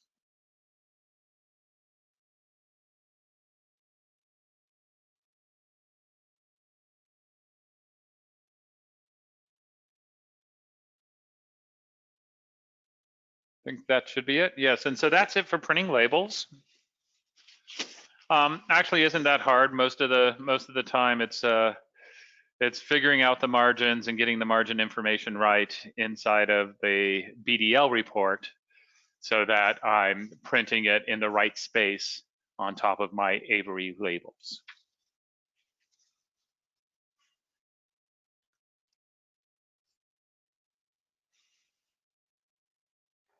No questions out there about labels that I see.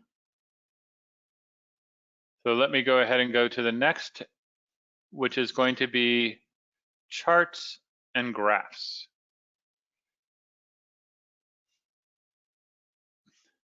So the objectives of this module, I'm going to start pointing out some of the charts and graphs that we offer. We'll differentiate between map charts, category charts, and XY charts. And we'll talk about how to use each chart type effectively inside of a report. So the first off is we have a charting software that we've incorporated inside of Report Writer. So any limitations that you see here are likely limitations of the charting software itself. There's not a lot you're going to be able to do to tweak outside of what you're able to do using the properties here. Let me just check and make sure that our business graphs are the same as they've always been. So if I go to my toolbox, yeah, all of the charts are sitting here underneath these business graphs. And what we can see is you can see that you have a map chart, you have a category chart, you have an XY chart, and we have what's called a pivot table. The pivot table we're going to talk about when we talk about chapter 16 and talk about tables in general. So for this, we're going to concentrate on map charts, category charts, and XY charts.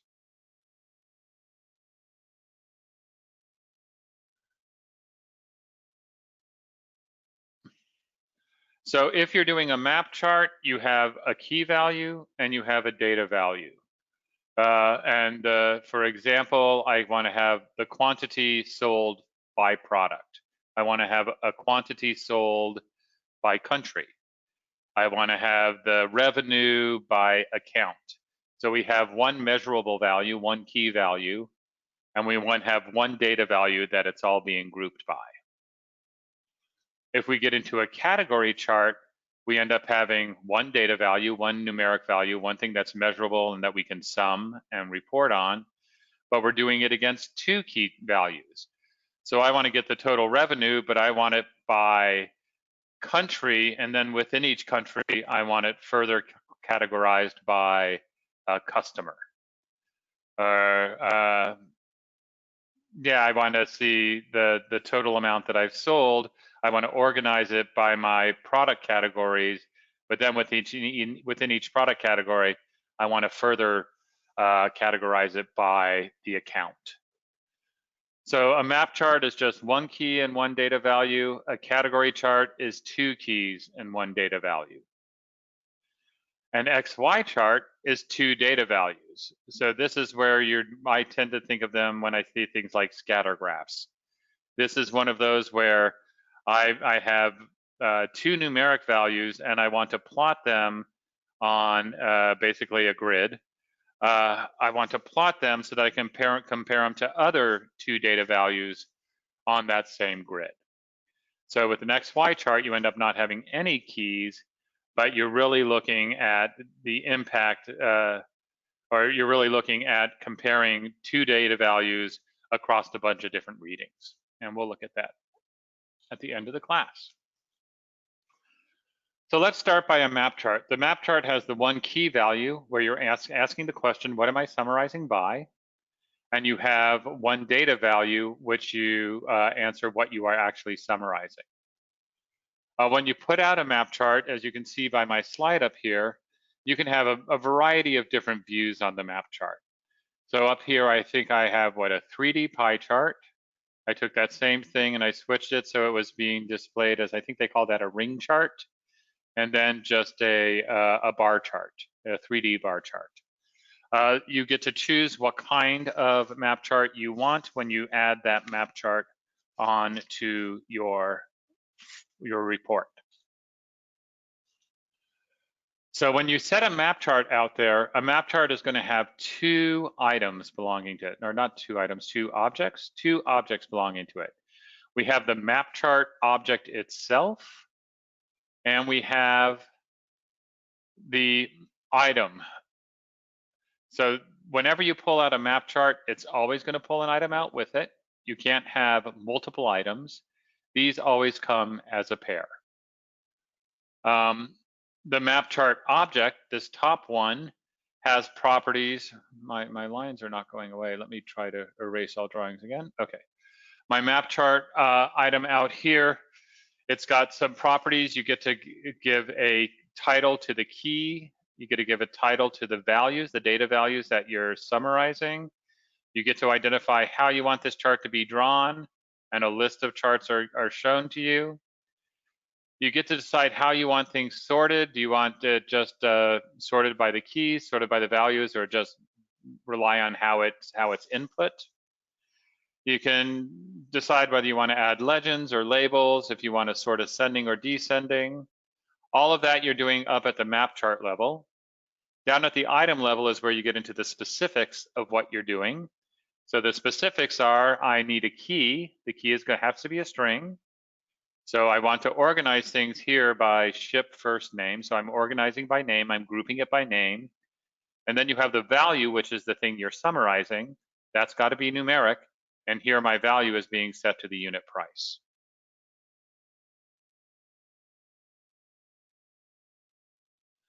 So if we go out here and we do a file new report, I'll do an empty report. Make it a little smaller. I want to go and associate a data view because it's a new report, and that's what we always do. It's in GRW lab, account order. I have a data view now. I'm going to save this report. I'll do a save as. I'm going to save it in the, oh, I'm in lab 16. Okay. Anyway, bin directory, and I'm going to call it demo1. And save it in my report node. So I have my demo out there. It comes with my page root and it comes with my triggers. First thing I'm going to do on that page root is I'm going to go into my toolbox and I am going to add a map chart. Notice when I double click for the map chart, it not only adds the map chart, but it also adds the map chart item. You can't have one without the other. So they're always going to come over as a pair. And you'll see by default, my map chart is displaying as a pie chart. But if I go down to my charting part of my properties, I can go and I can switch it to be something else. So you have your choices that you can switch it. You can even do it as a type of table. I haven't really worked a lot with the tables in this, but it's an option. I can make it my ring chart. Let's keep it a ring chart. And then I get to decide what it is. So I'm gonna, why am I building this chart? Let's say I'm getting revenue by account. So I'm gonna call this revenue by account. My key has to be the string, it has to be the account, and so I'm gonna put, my key is gonna be the account, and my value is going to be revenue. So I've set up my chart. I could, if I had ranges, if I wanted to exclude the lowest bits and the upper bits, I could do that as well. But we'll keep it simple like this for now. Under my items, I now have to specify what the actual fields are. So my key, I said, was going to be the account. So I'll do data.account. We'll just do account ID or user ID. I'm going to go ahead and trim it just because I like to trim things. Okay. And now my value has to be my numeric field. So I'm going to do the item total. So that gives me the revenue. I'm going to pretend it's the revenue, like the revenue for each item, and it's going to summarize them inside of this chart. I've done this, so I'm going to save it. I've saved my demo. I'm going to go to my report. We're going to try to run demo 1, except it's not ready yet because I haven't done the last thing. This was going to be a test. Right now, I don't have it integrated at all inside of my triggers. So what do we want to do to integrate it into our triggers? The number of parent objects is going to be the number of graphs that produce. So I only want to produce one graph. I want one graph to take into account all of my accounts and give me the revenue for each account. So I'm going to go ahead and keep the map chart at the top level and put my triggers underneath it. I do want every row to be included in the summary though, so I'm going to put my map chart item as a child of the on every row trigger. To make sure I said that properly. So yeah, so the number of parent objects is equal to the number of graphs, and the number of chart items will be determined by the number of unique keys. And because I have it on every row, it means that every row's value is going to be included in that summary. So let's go out here. So I think this is set up correctly. I'm going to save it. I've set it up to run my demo. I'm going to run it out and let's see what displays. And what we have here is we have our revenue by account. So it's put it out here. On this one, it looks okay because we only have 7 or 6 accounts. So it gives a decent view of this. Let's go ahead and change this one. Instead, let's look at it by order. So I'm going to go back into my demo. I'm going to go back into my map chart. Instead of revenue by account, I'm going to see revenue by order. I'll change my keys title to be order. And then under my items, I want, it's no longer the user ID. I want it to be the orders dot order ID. Okay, let's try it without. Tab order ID.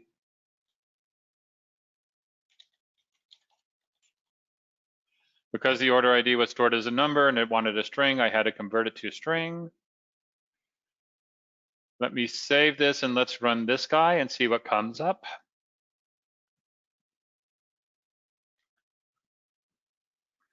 I should still have my single chart, but now you see it's done by order, so each order gets its own part of this. What if I said, oh, I just don't like ring charts anymore, my boss wants a pie chart? I could go into my map chart, change it from ring to pie. I can save it and run it again. Now this time I expect it to pop up as a pie chart. There we go, it's a pie chart. You can have the type of box that says, no, I want it to be a more impressive pie chart. They can make it 3D. Let's save our 3D pie chart. I'm running it again, and you can see it going out there, and now it'll appear as a 3D pie chart, which I think is actually messier in the long run, but some people like those. Here you can say, oh, well, I don't like the way all of these little labels are popping off on the side. What can I do about that? That's where I can go and I can say, okay, well, I don't want labels. I can save it and run it again. And this time I'm expecting people to go, and instead of looking at those labels, they're looking down here at my values that are inside of the legend. One more thing I just wanted to emphasize. I'm going to go back. I'm going to change it back to the normal pie chart because I like that better. And we talked about the chart being, if I wanted one chart for each user ID, I wonder if this is going to work here. So I want it to be repeated on my user ID node. Yay, it did that well. My item is still on every row because I want every row counted, but now I want a new chart for each new user that comes along. Let's see what happens if we do this. If I run this guy, what I'm expecting is a multi-page report, and I'm getting one chart for each account. Now I don't see that information on here. Oh, that'll be, I wonder if we can put the information in the title. Well, let's give that a try. But in our case, most of our accounts only have one order.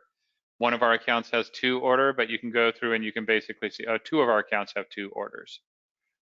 That's interesting. So I have this revenue by order at the top. I'm curious as if I can change that title. Okay, this is me doing something live without trying it before, so bear with me. So I want to say revenue by order for, and then I want to add to this, we're going to add a space there. I want to add my data.account.user ID. And then I'm going to trim it because I love to trim stuff. Revenue by order for foobar. Oh, so this should totally work as I expected. But I can run this report, and now once it runs, you can see I have, for each of my accounts, I have a little chart generated. And the reason that this worked for me like this is because I made my map chart the child of the user ID, and that meant that each user ID was going to get their own chart.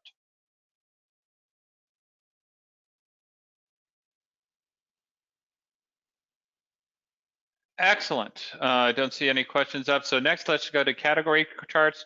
Category charts are very similar. It's just instead of one key value, you have two key values.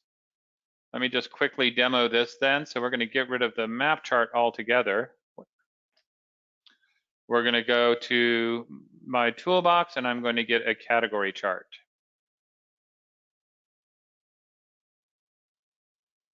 Category chart also comes with category items. The main thing we see here is that we have our key, we have a value, and we have a category of value. So let's do the key. We're going to do the account one again. So data.account.user ID.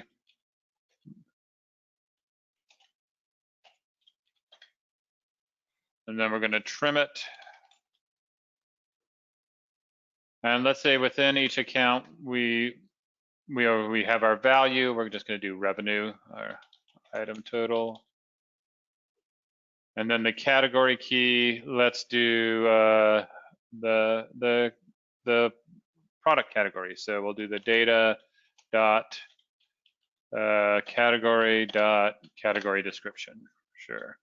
And then I always trim stuff. So good. So I have those set up. I could then go into my category chart here, and my category was actually the category itself, category of furniture.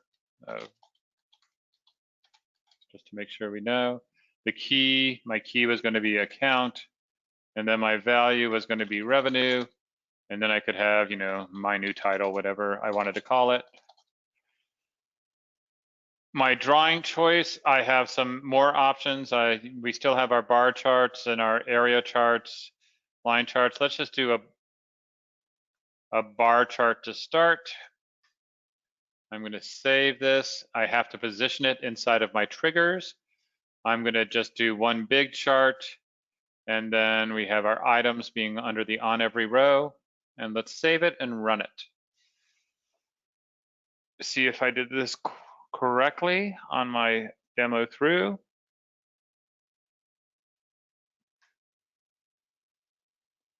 I have one revenue, and I have my account and my revenue.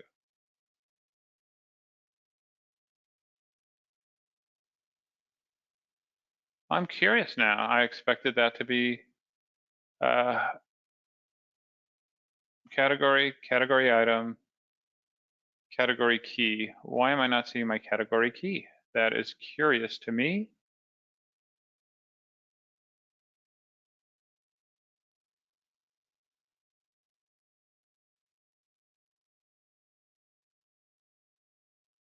I was hoping for something a little more exciting like this, unless I just don't have, maybe category was the wrong, maybe my data doesn't really support this. So we're going to do something different under my category item. Instead of the category description, I think I may have hit this the other day. What if we do data dot,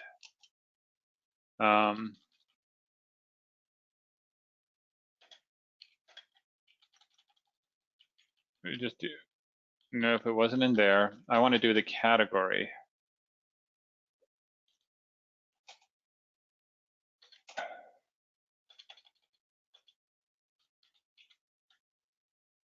Category, just make sure I'll try cat ID. I'm not sure if that's what I did before.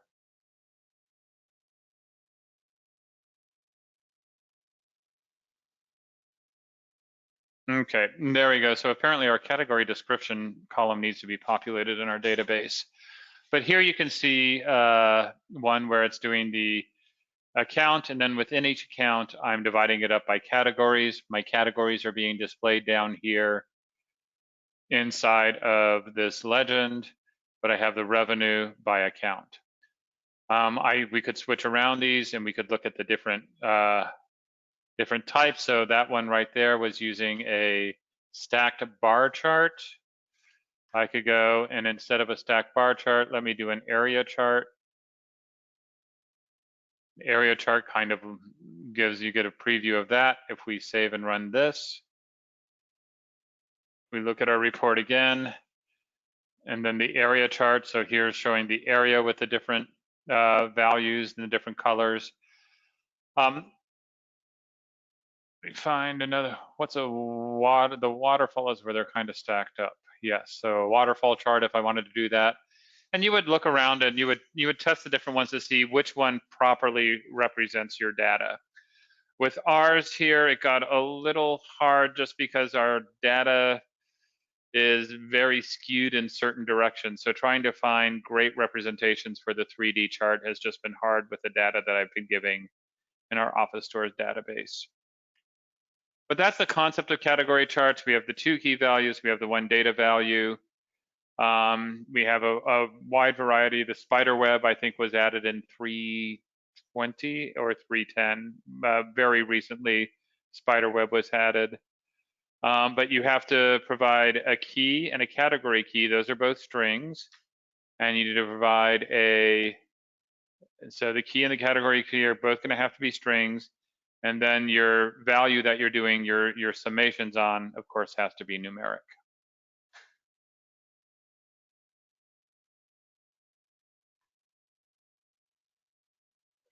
And it's the same rules you have for category charts as you do for map charts. And that's the number of parent objects is going to be equal to the number of graphs. If you want a single graph, then your triggers need to be underneath the category chart parent node. If you want to have multiple graphs, if I wanted 1 graph per user ID, I would make sure this category chart was under user ID. If I wanted 1 graph for each order ID, I would make sure this category chart was a child of the order ID trigger, and so on.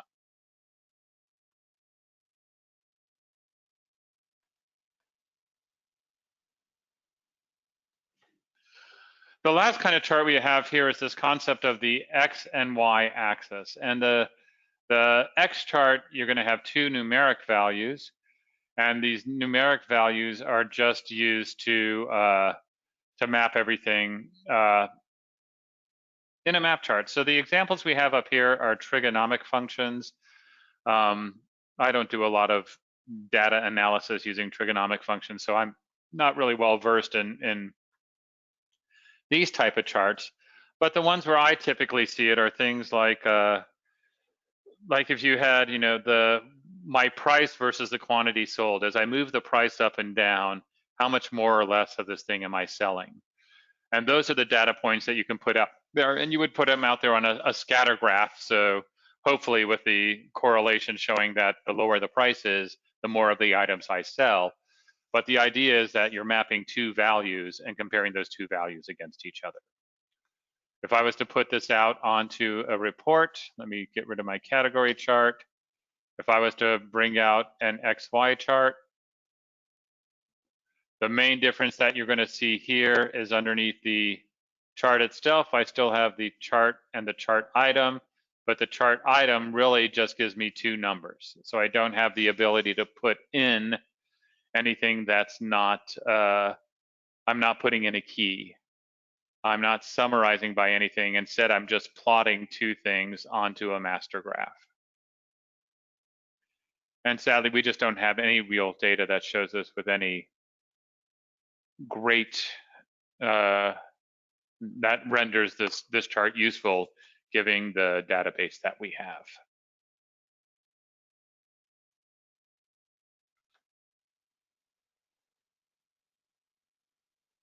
So there's a variety of different types of XY charts. Again, scatter charts, area charts are the ones that I've probably seen the most, but if you have this type of data and it makes sense for you, then I would just experiment and see how the different chart types end up looking. And we've already said this, so as far as placing it in the structure view, the number of parent items is the number of charts you're going to end up getting. But if you want all rows to be summarized, your item itself is always going to be underneath the on every row.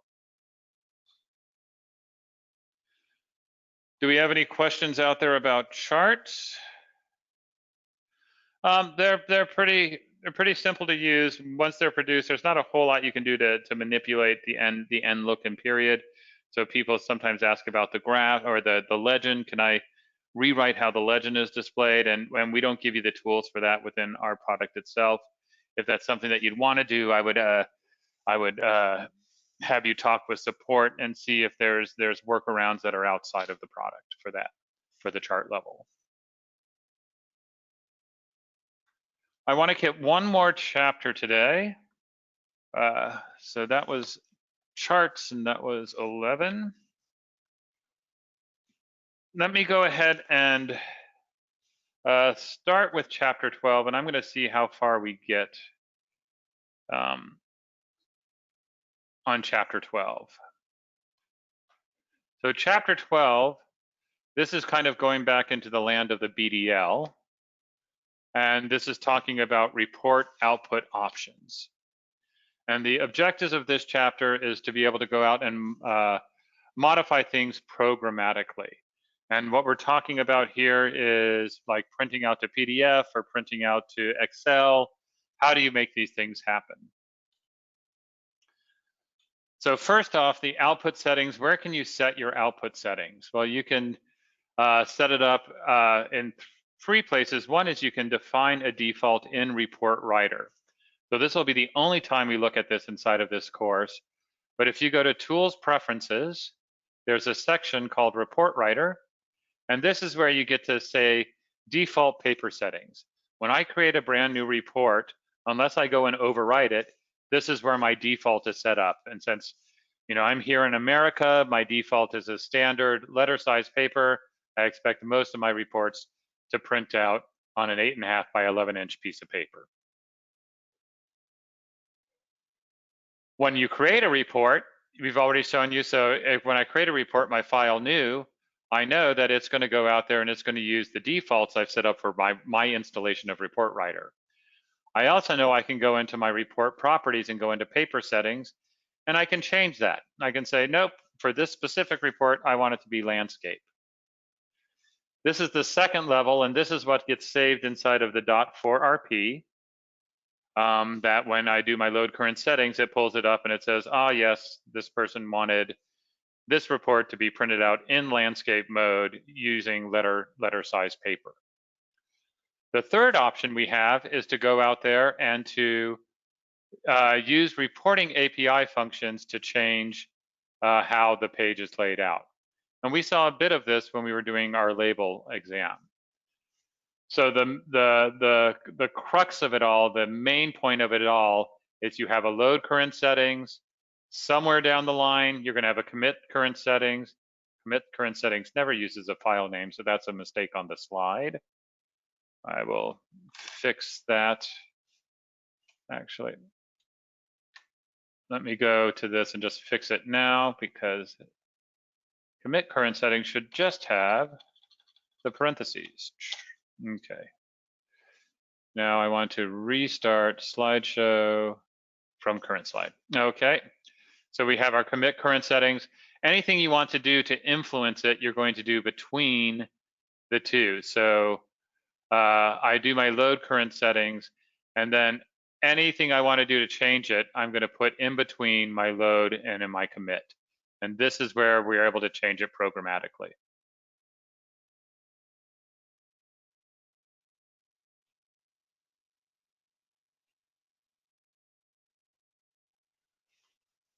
So in this example, I'm changing my device and I'm changing whether or not I preview it in between my load current file name and my commit current file name. Now, if you had used this command FGL report load and commit, you're not giving me a chance to put anything between the load and the commit, which means I'm forced to use what came across in the report itself. So what are some of these functions you may want to stick between my load current settings and my commit current settings? We have this FGL report select preview. You'll notice in all of the examples I've been doing, when I run the report, it previews for me inside of the tool. And that's because I have it set to true. The default is true. And so when I ask it to run the report, it's going to put it out in a preview mode. If you do set it in a preview mode, you can still use the previewer to either save it to disk or to print it out. You have those capabilities. But if you set select preview equal to false, then it's going to write the report out to disk, or it's going to send that report to a printer if you've configured it to be sent to a printer. And we'll hit those next. And we hit those now. So if I want, by default, we've had our select preview equal to true. And by default, we've had our select output equal to SVG. SVG is creating an internal SVG document, and that means it's going to be displayed in Genero Report Viewer. So when we see it pop up, it's popping up in Genero Report Viewer. We could say call FGL report select device and put in browser. If we say browser, then instead of opening it up in Viewer, it's going to open it up in the Genero Report Viewer for HTML5 using whatever your operating system's default browser is. And then we can do other things. If we want to create a PDF, we set select device to PDF.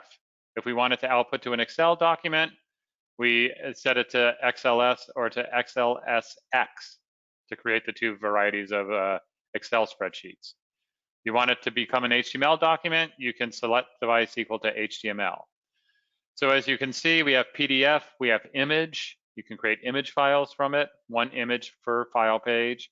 You can create HTML, you can create Excel, you can create an RTF, which is a Microsoft Word document. You can do OORTF, which is the OpenOffice version of that RTF file. You can send it out to PostScript, or you can explicitly send it out to a printer itself.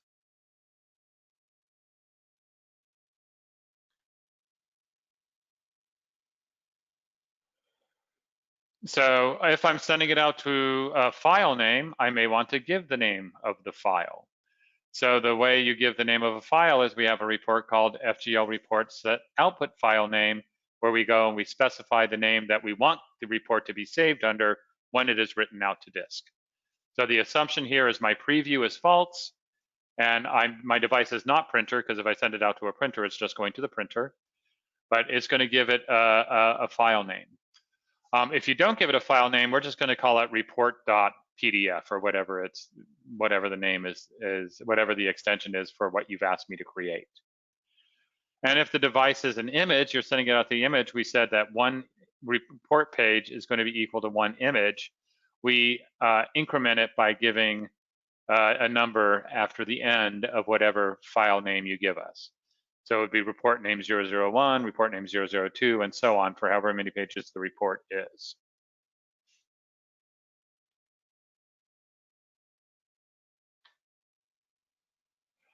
And you can change how it numbered by changing this configure image device.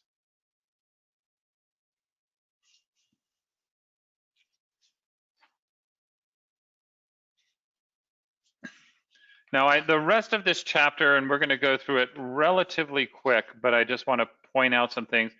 The rest of the chapter is an introduction to a lot of functions that you can do between your load current settings and between your commit current settings to impact how the output is made. So this slide right here just says you can change your page size and margin size. And if you read through the different FGL report functions, of course you can. Configure page size, will configure page size. Set page margin, it's going to set page margin. Set paper margins is going to set physical page margins. So you may end up having two logical pages on a physical page. You can set the margins for the page or the margins for the paper. The example they give at the bottom here is if you want to rotate something from landscape to portrait or from portrait to landscape, and you want to rotate that programmatically, you can call this FGL report configure page size and just swap the length and the width. And that would take an 8.5 by 11 page and make it 11 by 8.5.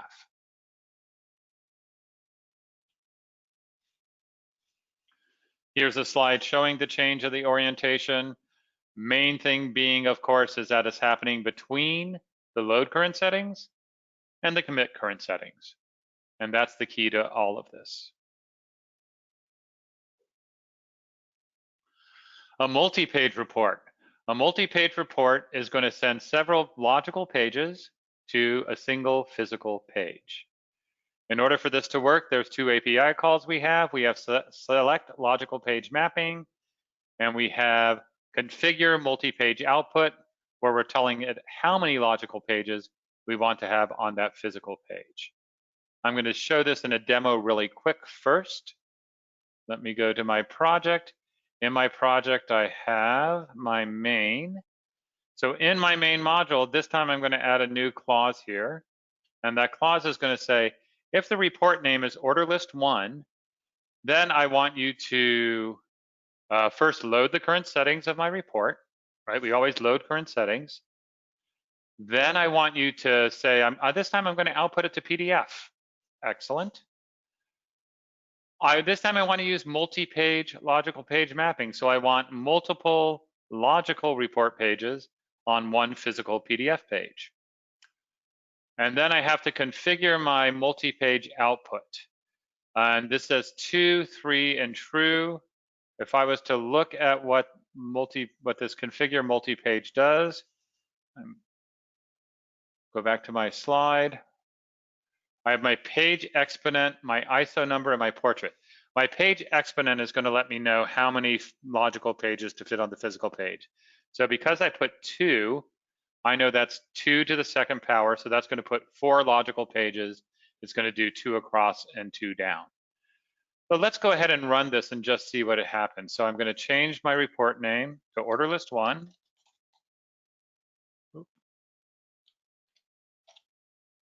I'm going to save that. Let me run it. So this time I don't expect it to go in report viewer. I expect it to open a PDF viewer on my system. There's my little PDF icon. And if I click on it, you can see I have each logical PDF page, let me spruce it down, is giving me 4 physical pages. And as I scroll, I can see I've done it. I'm not sure why I would want to do this, but if for whatever reason I wanted to take my logical report page, have it put 4 of them on each physical page, and then put it out on a PDF, I'm able to do that. And I'm able to do that because I'm adding the proper FGL report commands in between my loading current settings and my committing current settings.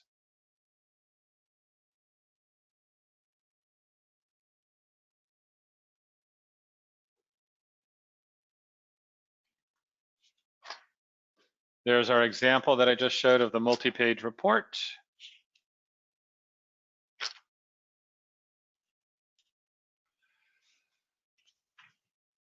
So the last thing I'm going to end with today is this concept that each output format is going to be able to be configured through specific API calls. And depending upon the output format you choose, there's a wide variety of different calls that can be done. So I want to do 2 things to show this off. One is, let me just flip through this. So here are a variety of different configure report output devices. So if I'm sending stuff to PDF, what I would probably want to do is I'd want to go into the documentation, and I'd want to look and see, what does configure PDF device allow me to do?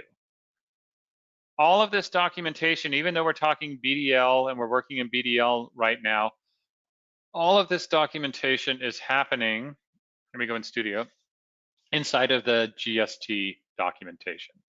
So let me get back to my normal drawing mode. What I want to do is look under, let me erase all drawings. What I want to look under, so under Report Writer, we have creating a report program. Under creating a report program, I have my GRW BDO reference, and that's where I have my API reference.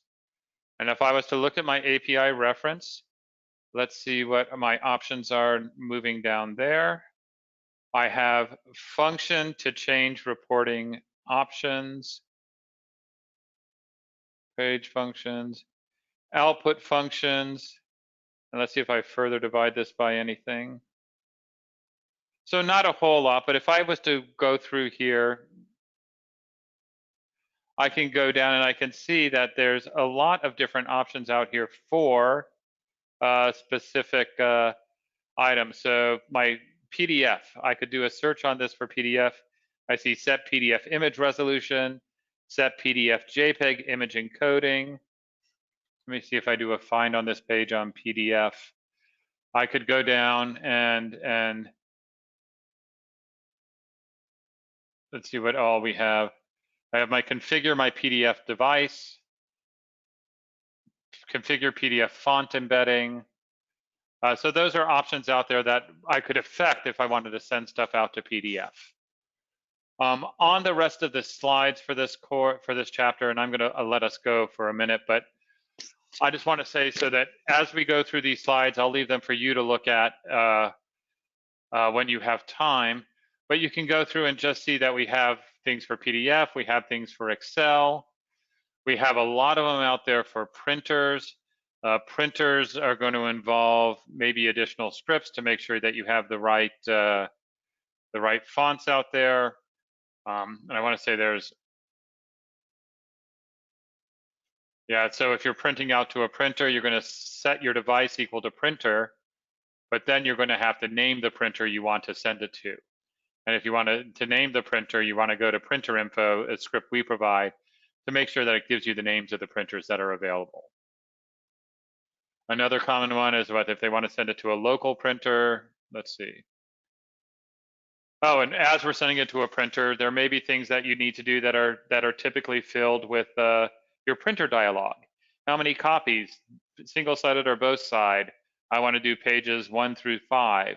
I want it collated or not collated. I want it to go to the bottom tray of my printer. All of these are functions that you can send. It's just like filling out that printer, the printer options in your printer dialog box. Client-side printing is the same type of thing. You're going to want to check and make sure that you know what your printers are. And then this print the report. This one this one I don't see them printing the report. This one I see in the bottom.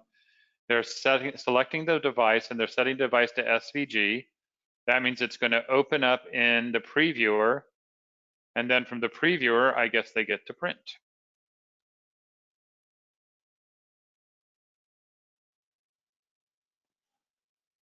And here's so then here's the SVG printer stuff. So if you're printing to a client, you can configure this SVG preview, and then you can go through and specify printer functions for that client-side printing.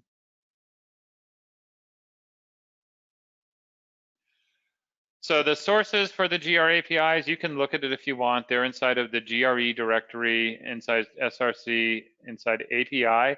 You can read it. We ask that you don't modify it.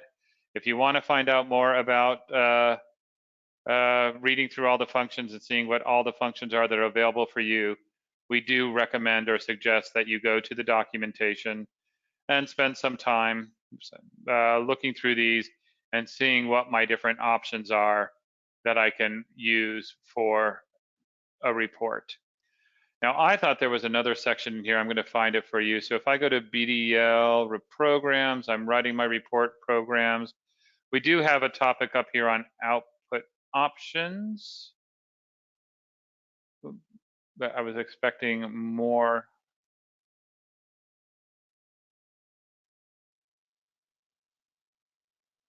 I'll have to look and see where. Oh, modifying the output. This is what I was looking for. Change report options. So if you are, like, for example, working with an HTML report, you can go in here and we do give you advice about what the different functions are set up. If I was doing a PDF report, we do give you some ideas up here of the functions you may be looking for. You're creating an image report. Here are some things you may want to be looking at. So the documentation does have a lot on these output devices. But if you want to change the output programmatically, you're going to go into your report and just remember between the load current settings, the commit current settings, that's where I'm going in to enter these API calls, these report writer APIs that allow me to go and redirect where the output ends up being.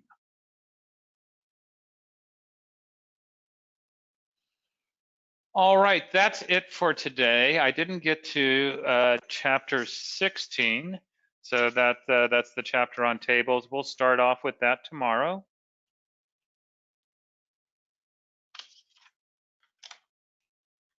As far as labs go tonight then, so we have 8 or 9, which for you to do, and we have 11 and 12. So let me just open those up quick and give a quick preview. So in lab number 8, I've given you an invoice. You can practice building a form-based report, laying stuff out on top of this invoice. Lab number 9, we're going to do the label exercise. It's using the same thing that I showed you, but you're going to create a label. You're going to then modify, you're going to create a label report page. You're going to add fields to that report page. And then you're going to have to go, you're going to format the fields in that report. Once the report is all done, you're going to have to organize it amongst its report triggers. And then the last thing you're going to have to do is modify your report application. And between the load current settings, the commit current settings, you're going to set it up so that it's printing out labels. On lab number 11, charts and graphs, I just have you go out there and play and build some charts and graphs. And then lab number 12, you're going to go and you're going to set up a multi-page rendering out to a PDF file. If you have any questions or comments or concerns or worries or any issues that come up, Lisa and I, of course, are here again for you today. Otherwise, I will see everybody tomorrow. Thanks for attending. I'll send out the recording once it processes. And I will see everyone tomorrow. Have a good afternoon.